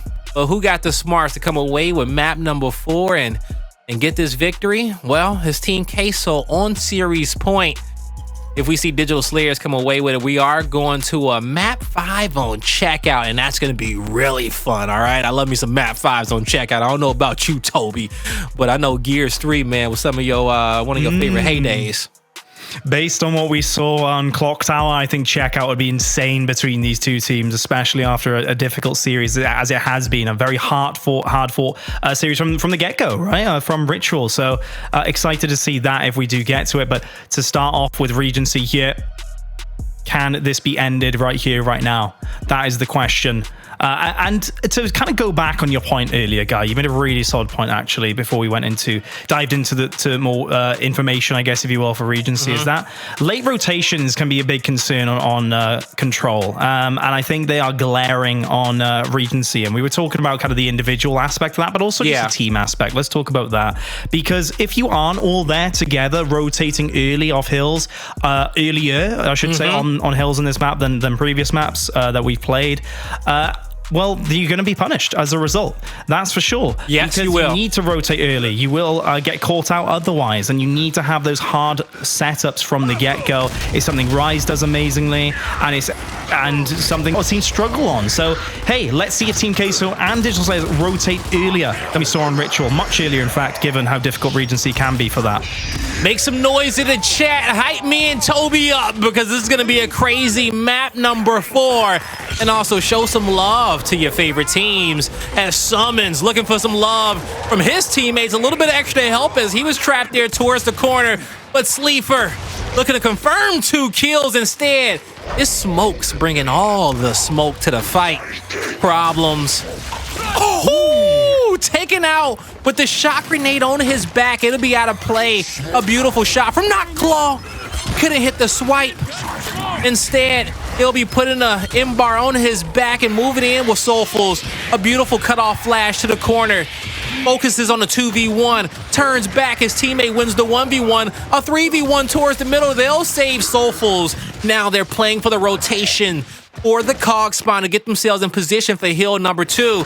A great initial so far for Digital Slayers to get the lead. Even though they lost it at first, they got the power weapon, and now they got the spawn too as well. Now they do. Can Notclaw stay alive as well? Or do they? No, he cannot, but a solid effort from Digital Slayers has to be said. They've locked in on these team fights, Guy. Very impressed. They're coming through and allowing all their raw skill to be injected into the gameplay now. Yes, they didn't have a great experience on the initial, right? But they were able to rip back that hill and also convert into this rotation on this next hill in front of us. Notclaw getting down there, but revived immediately. Team Queso, the Lancers, their pistols were awesome on Harbor at times on Stern, but not good enough just yet there. SuMuNs full red on the back end, trying to sneak around as he did in Harbor, but still, Digital Slayers, the shotgun shots continue to rain through. They do connect. Team Queso seem to be losing this one once more. Yeah, they are. They're going back to the respawn. There will be a cross map at Couches. And Digital Slayer should be able to see that respawn. And if they do, they know to fortify here towards the middle. Bring probably an extra player up top as well. It's 49 points on this hill. They're focusing on the nades, and that's exactly what you need to do. And then here's the side cross from Toxiq. They take down Cristalize. This is a 3v2, but he couldn't stay alive. The nades come in a little bit late. Smokz trying to play his life as actually the nades in the hands of Sulfuss. He took the wide flank and it worked out perfectly as he joined the fight in the nick of time. It's problems. He'll be able to pick up the M bar and he'll tell his entire team, rotate back to gold. Give up this hill. We'll take spawn side over here at Swarm. Have our height advantage. Have our power weapon. Slow this one down and not allow this lead to get out of control. Yeah, that's for sure. These are the kind of rotations we were talking about as a team, right? You just pull out eventually as a whole roster, make sure you can get a power weapon, make sure you can get the strongest covers you can for the next hill. Problems. His time now to do work with the M-bar after Digital Slayers got some great value out of it at the start of this map. Digital Slayers looking very good, I have to say, in these starting moments. Can they have another successful attack now? Oh, he just kind of messed up his charge. Too wide right. No body shots. He misses again. 2 shots in the clip remaining. He has to pull out his shotty, but it's a little too late. Cause problems for his own team in that situation. He had 4 opportunities at putting out the damage in which he need. Instead, it was a 3v2 pretty much, and then he had to take the 3v1 at the end. Great retake from Digital Slayers. Now that it is. That they have on lock, it seems like right now, Guy. They're all working as one unit. They're sweeping through Team Queso despite their defensive efforts. Notclaw got a little bit of support to his right, bouncing back, keeping the distance from the rest of the players and allowing his teammates to influence essentially who will win that fight, making sure he doesn't get too damaged, you know, make sure he doesn't get caught out, allowing his team to help him. So well played Notclaw, as well as his teammates there in close support. Fantastic showing so far from Digital Slayers, and from how they're playing so far, Guy, I absolutely wouldn't be surprised if we do see checkout today. Oh, I wouldn't be surprised whatsoever, as they have almost a 100-point lead over Team Queso. Toxiq says, yeah, I'll take that freebie off the miss roll, but he gets pressured by 2. M-bar picked up by Smokz. Sulfuss, he'll get on mark. They can hunt. Oh, they do get the down. He gets the mark. Gets the kill cleanup. And now here's the rotation up top, as Notclaw will be in the 1v1. This hill is going up to statue. Hey, guess what happened? Good check. Surely, doesn't have that last shot to save his teammate in the process, but look at the kill feed. It still is lighting up red, Guy, despite the transition and the chaos around them. Digital Slayer's just a little bit better in the slaying department. 11-3 actually Smokz was, just as he got taken down there. And it's showing. Whoa, double down? Notclaw they hit finding help. again straight off spawn as well. Toxiq a kill too. Digital Slayers, they're electric right now, just steaming through Team Queso regardless of the hill, regardless of the situation in front of them. They just sweep through like they're nothing, Guy. It's a completely different team, and that energy they had after Harbor, you know, after those many rounds up top, it's really being put in right now. Someone's just about finding Smokz there as he was lurking in the center. They were playing really kind of cautious at the start of this map, as they should, respecting Team Queso. But once they took a look at the scoreboard and realized the type of lead in which they had, they said, hey, man, we could turn it up just a little notch, okay? You know, and they picked up the pace and they were winning those fights. Also, on the flip side, Team Queso, you know, they haven't been able to keep up to that pace, right? You got to match it, you know, as your opponent. And actually, I'm just going to digress, okay? Because I do see Team Queso here kind of picking it up now. That was a big fight from them. Now, we will see Digital Slayers start playing their lead, okay? And what I mean by that, they gave up that hill with a little extra time remaining to put themselves in position to get over towards next. are these nades going to be able to come up? Yup. Beautiful setup playing from the low side of the map. They got the nades, they got the shocks, and they can use this to move these players off the stairs so that they can take over those angles with the right hand. You see how they just use a flash to be able to move Notclaw up the stairs. A nade to confirm a kill. Here's the extra help with the right hand. They'll clean up another kill in the corner. Sleeafer almost gets a second. He will with the headshot. Picks up 2. 3 shots in the clip. He's looking for the last 2 as he is hunting. Sleeafer looking for food, looking to feed the family. A nade hits the ground. A cutoff nade, which was beautiful, coming out from Notclaw and Sulfuss as they work together to clean up the 2 kills in the corner. It's gonna be Digital Slayer still winning the team fight after those heroic plays from Sleeafer. They'll be able to keep running away with this lead. Absolutely. What an M-bar that was from Sleeafer to try and kickstart things again for Team Queso. Get that engine running. They do have the short spawn still, yet do Team Queso guy. But can they fight against these players? Digital Slayers, they cannot be stopped, it seems like, when their shotguns are out in front. Smokz with a double for himself. 16-5 is KD currently, guy, this early on into the map. And just check out the stats, what a great effort is across the board from Digital Slayers. All players positive, pretty much 2.0 KDs for most of the players there. And that is the question, right? Team Queso are going all in on that 20-second hill. They need to make sure they're rotating straight after capturing that one, because Digital Slayers clearly are rotating early for the next one. Yeah, they are. You know, they're playing that lead. When you're up by 100 points and you get into the late game, you don't have to do the extraness, right? You don't have to put that pressure on your shoulders. Granted, this is a great time to put some pressure on your shoulders. You got nades coming up. You got an M-bar coming up as well. Even though they're in the hill, I was going to say, I'll play for those power weapons, but they're in a good spot. They just have to dodge the nades that Team Queso have. A smoke and a nade. I love the cutoff. Yeah. They'll get this kill in the middle. Almost. Some pressure on the edge. And he picks up 2. A beautiful wrap shot from him. Great heads-up play, knowing that his teammates needed a distraction. It's like when he was playing a secondary on Clocktower, right? He knows when to be a nuisance. He knows when a straight line. Doing a great job alleviating that pressure. And he flips it onto Digital Slayers as Sleeafer holding the spawn. Him and Cristalize, they clean up 2. SuMuNs holding down the sight lines with the M-bar, locking down the middle stairs. Team Queso with 111 points. I don't think Digital Slayer is going to contest them for this. They can. Yeah, the thing is that Digital Slayers can contest them and get a great respawn for the next hill as we go back to square one. We go to the Rose Garden. They can contest them if they want, but they did try on the edge. No point of losing any more time, all right? I like this coming out from Digital Slayers. Yeah, absolutely. Don't lose any more players, right? They lost the one player trying to go for the flank. Now they're fully committing to the rotate, which I absolutely love, especially considering the M-bar in front of them. Now a shot grenade again. Lovely from Toxiq. You know, it's been really good, actually. You've called this out so many times, Guy. Digital Slayers, their shot grenades, their stuns right now in this map have been really, really good. Cut-offs, as you've said. And it's so impressive. Good headshot from SuMuNs. Exactly what Team Queso need is some more headshots and some more value being had from the power weapons, as Digital Slayers right now absolutely are winning in the shotgun department, Guy. You need these different factors to help you back into this game. And to be honest, I'm surprised that Team Queso were this close in score, because it's just outside of the score have just looked so dominant in these fights. Yeah, you know what? Team Queso got a lot of points off that last hill. That's just what it is. You know, the way that the trends have been working, Digital Slayers wins this team fight, and they're back up by 100. As you can see, one player remaining, 40 points remaining in the hill. They'll go back up 100.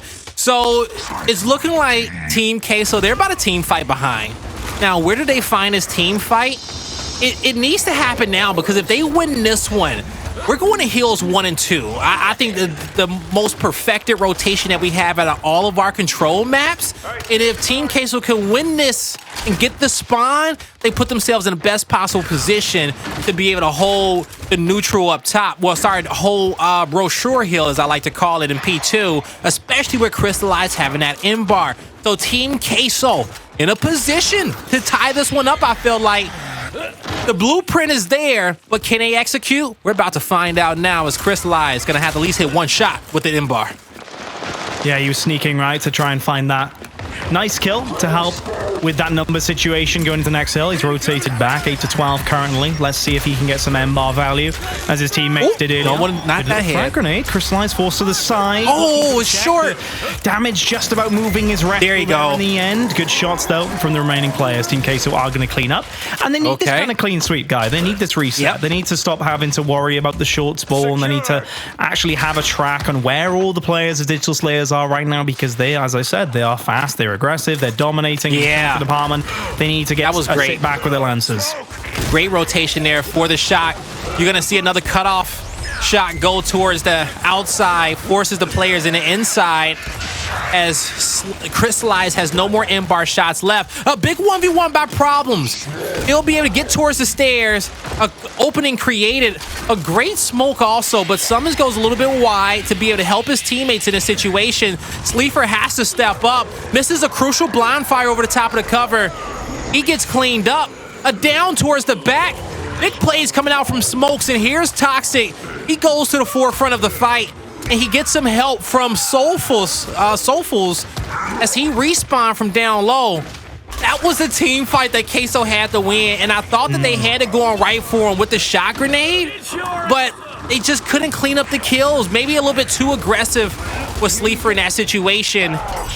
And now instead, both of our teams are fighting for scrap time. A rogue nade connects on Cristalize, and it wasn't nothing rogue about it. It was well placed. And it's a good nade to get a jump on a rotation. Player 8 needs to continue to run. He can't stop there. He needs to... Ooh, Sleeafer with the shot.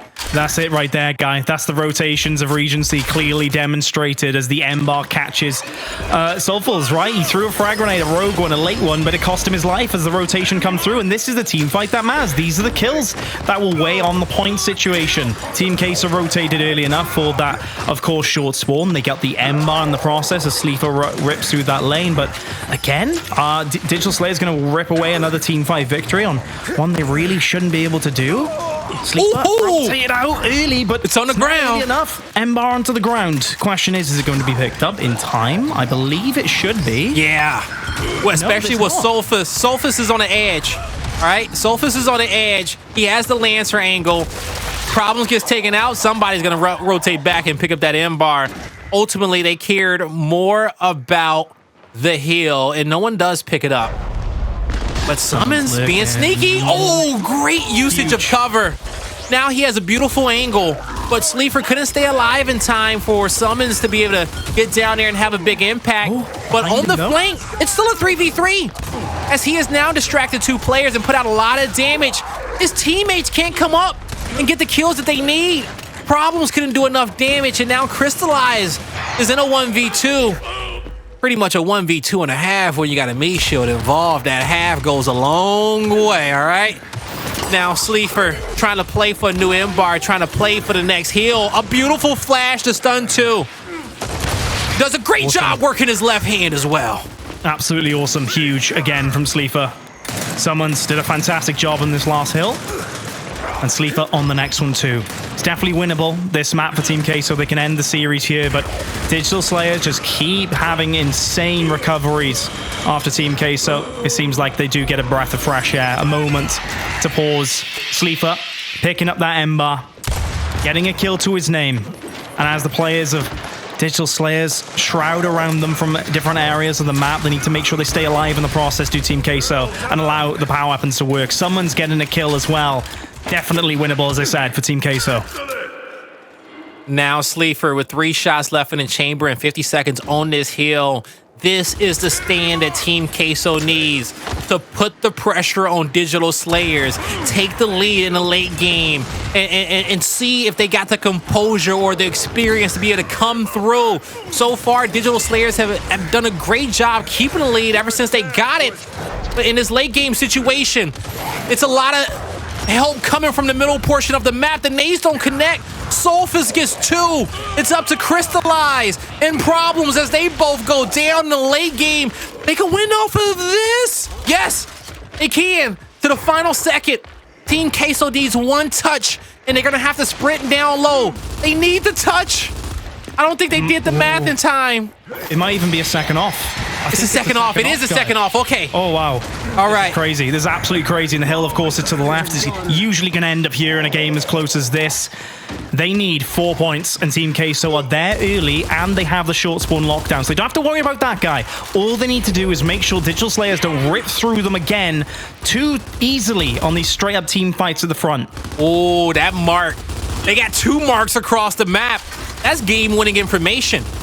All right, that's series-winning information here from Team Queso, as they are raining hellfire, pre-tossing their flashes, pre-tossing the shocks, and squaring up in their 1v1s. They force them all towards the inside. No extra revives coming through, and Team Queso, they're eating. They pick up 3. There's the 4th. Like I said, that was series closing information that they got, and they'll move out and find a final kill. They still got the spawns blocked up top, and they get the information once again to be able to close this one out. They finally get the lead back in the final few seconds. It was scary for Team Queso, but in the end, they have the winning strategy. They'll close this series out 3-1. A series of pure mental fortitude from Team Queso there. My goodness me, just when Digital Slayers look so impressive on different maps, on map number 1, on map number 2 with how close it is, especially in Harbor, as we attested to, Guy. And when rounding off on Regency as well for the cherry on top. Just as it looks like they're about to lose, they just pull it back in the closing moments. And that's the kind of performances, the ability, the capability of a bro team that you need to go very far in this space, Guy. I mean, boy oh boy were they pushed with backs against the wall on Regency in particular there in those moments. It just seemed like they were being dominated throughout. And I mentioned early on, I was surprised that Team Queso were as close as they were in the point situation as they were able to have, right? Managing those scrap points just a little bit well, you know, making sure they got enough points in the one hill that they did have a long period of time, you know, defending. And then it was closing moments, wasn't it? You attested to the spotting. Team Queso held their nerve in the most difficult times. Perhaps it's the experience there against the Young Guns showing. And you look at the scoreboard, Team Queso, you clearly see that they got outslayed there in the end. But what put them over the edge? Well, when it comes down to a top professional team, if you beat them in the slaying, they're going to find a way to beat you on the rotations. They're going to find a way to beat you on the teamwork. And they're also going to find a way to beat you with experience. How do they beat you with experience? Understanding the tough matchups they've been in the past, the grand finals they played in the past, the elimination matches that they played in the past, on land, online, all the money that they collected. That experience equates to heart, it equates to clutch, and we saw that from Team Queso. That composure was the ultimate dish that got served, and it was a cold one on the side over there of Digital Slayers, as you know, it ain't looking too good for them, as they don't got that spark no more. For me as well, I think that was some of that major energy coming in for Team Queso too. This is a roster that has been known to perhaps be a bracket buster. As Taylor has mentioned many times on broadcast before, they've been kind of that underdog that can cause some surprises, you know? And as a result, it just goes to show that they have that mental fortitude, they have that energy, that consistency during those down moments to just play as their best selves, right? To come out and, you know, really perform under their adrenaline. And I'm sure you can attest to this, Guy, with your experience competing in the past. Is a lot of players at LAN will come into a situation, in a highly competitive situation, have that adrenaline strike them and either make them worse or make them better. And I think for a lot of these Team Queso players, they thrive on that adrenaline, and it can really translate into hard-fought victories like this, which will really edge them over their really closest competitors. Yeah, really close competitors there. And, you know, it was, what a series that kicked this one off for us, Toby, all right? You know, we saw a lot of great things from Digital Slayers, you know, but ultimately, you know, when people look back on this series, they're going to see that 3-1 in favor of Team K. So they're not going to see how close the series was unless you watched it with me and Toby today. But they've earned a lot of respect from us, and I'm excited to see how they are going to build off of that, all right? Now, as this series wraps up here for Team Queso, we got another series in which we want to bring to you all at home because we got an epic game 5 in which we're going to head into. And if you saw the schedule earlier, you know it could only be one series, and that's Northern Forces going up against Team Rebel. It's a map 5, as both of these teams are looking for that first win. Actually, is it Rebels 1-1, I want to say, currently in the league, not 0-2. So Rebel already has a win under their belt, but this is an important one for Northern Forces, because I do kind of consider Rebel being that team just kind of right above them in the power rankings. If we were having to kind of do some power rankings coming into this, Northern Forces, a lot of talented players. We still need to see a lot from them. And, you know, Rebel got monkeys now, all right? They got a little bit more consistency. They got a different caliber of player with a lot of experience. You know, our season MVP, our, you know, I want to say probably even MVP of a finals that he's lost before. You know, he's just so good. So Rebel, you know, hey, they're in a tough series, and we will see if they can pull away. They're going to have to dig deep from down south to take out the Northern Forces. That they will. Crack with the torp bow as we hop straight into this game. One shot left and a 4v3 advantage. They simply cannot throw this away against the likes of Rocky, Lava, and Salz, who remain alive. Definitely capable of clutching this one up. Snipe in the hands of exploits, though, as well, just to add some fire to their flame and cause even more issues for Northern Forces. No headshot there to beat. Currently a 1-0 round advantage for Northern Forces in this map, as everyone rotates up top. Exploits with the snipe. Salz has to be careful. Oh, definitely worth the risk if he can make it happen, though, I will say, as here comes Rebel with their power weapons. That's a good ball. And now with the snipe over the head, Salz, there's not much you can do. You got Mono wrapping around. He'll hit the shot, taking him down, and Rebel will be able to get this one tied up 1-1. Are we gonna have another back and forth round after round into the round 11? I'm here for it. So I am here you and for me it. both. That's the Toby and Blaze effect, everybody. Okay, we call it a fire ass bowl of Campbell soup. All right, that's what it is. That's the dish that we serve. Or Boone's Campbell soup, maybe? I mean, a spicy, I don't know. A spicy tortilla soup. Sure, I'm with it. Absolutely. Crack going for the torp bow again. A lovely revive. Seems quite clean, actually, in the way they get away with this. Kenny down, the torp bow. Not able to clean up that down. They did go for it. But a strong start from Rebel so far. Absolutely so. They don't have that numbers advantage. Kenny getting downed again. They have to be careful. The torp bow can stick across to the side. They have to roll off the cover in time, and they do just that.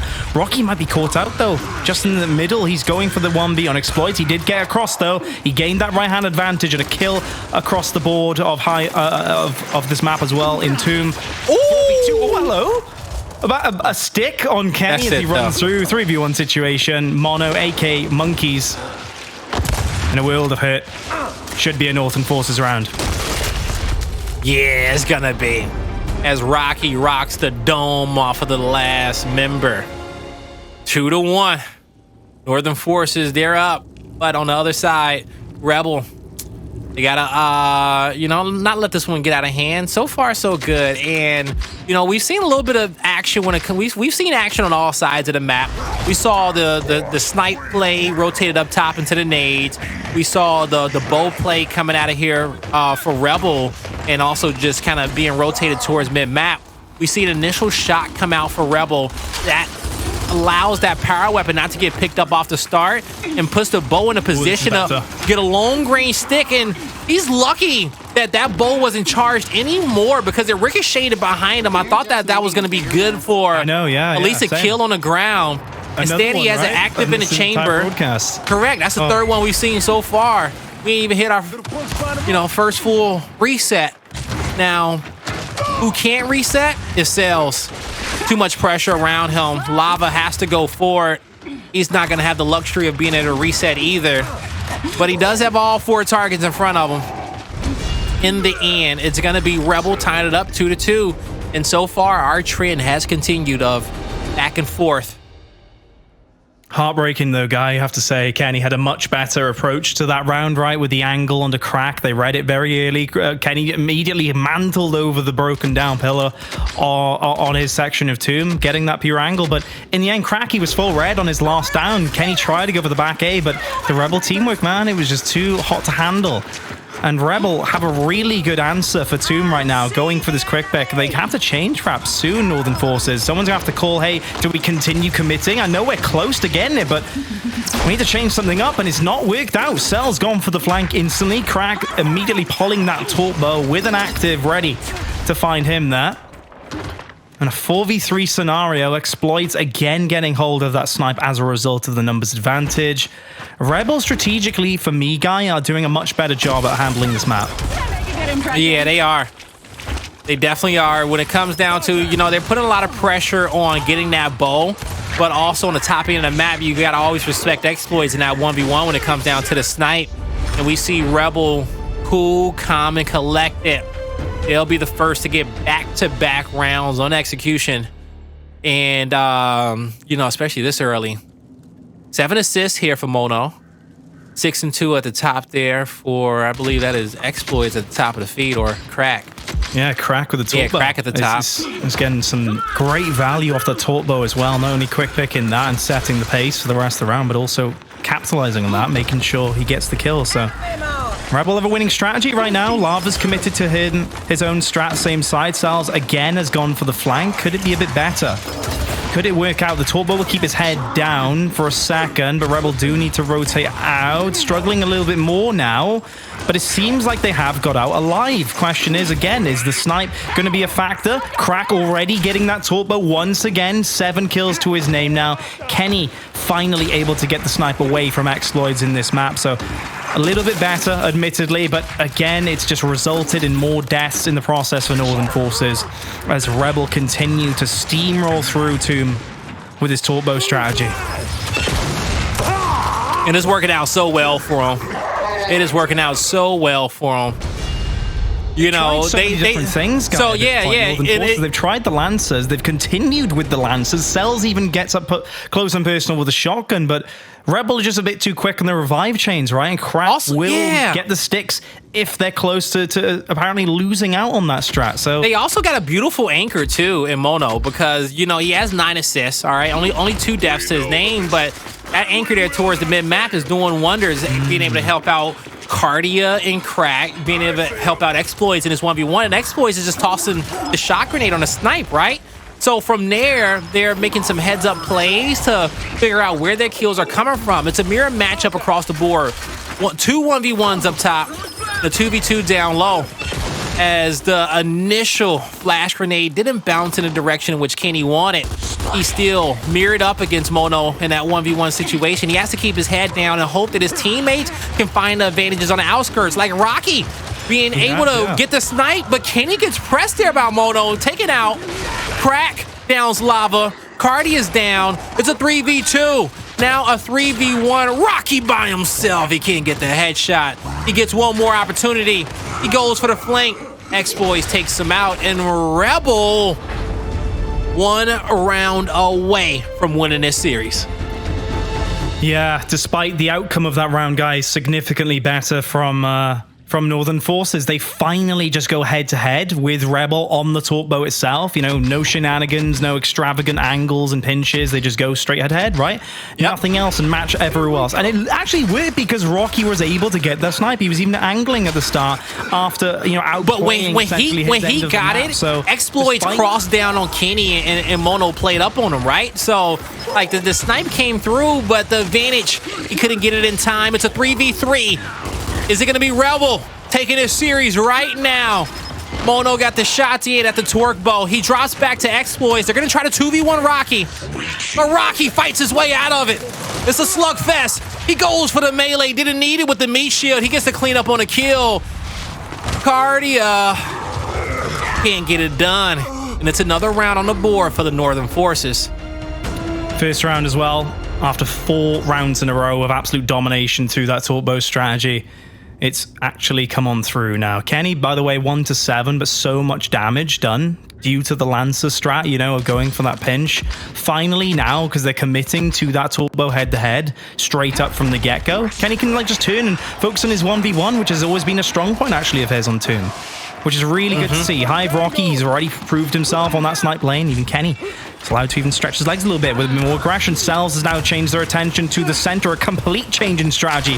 Hugely so from Northern Forces. They've completely forgotten about the torpedo. They're trying to find the advantage from the start, but not having any of it. A Rebel. Crack continues to rotate. Secret man. Find the kills. The Secret he got stuck though. What? We'll find one. That must have dropped to the floor. Crack finds Cells. 3v1 scenario for Lava to clutch up and save the day on Tomb. Lava, here he goes. Oh, he had to play it up. He had to just kind of commit. He's trapped by 2 power weapons. They're terrorizing him. They're torturing him. Lava, do something amazing. Oh, he can't make it happen.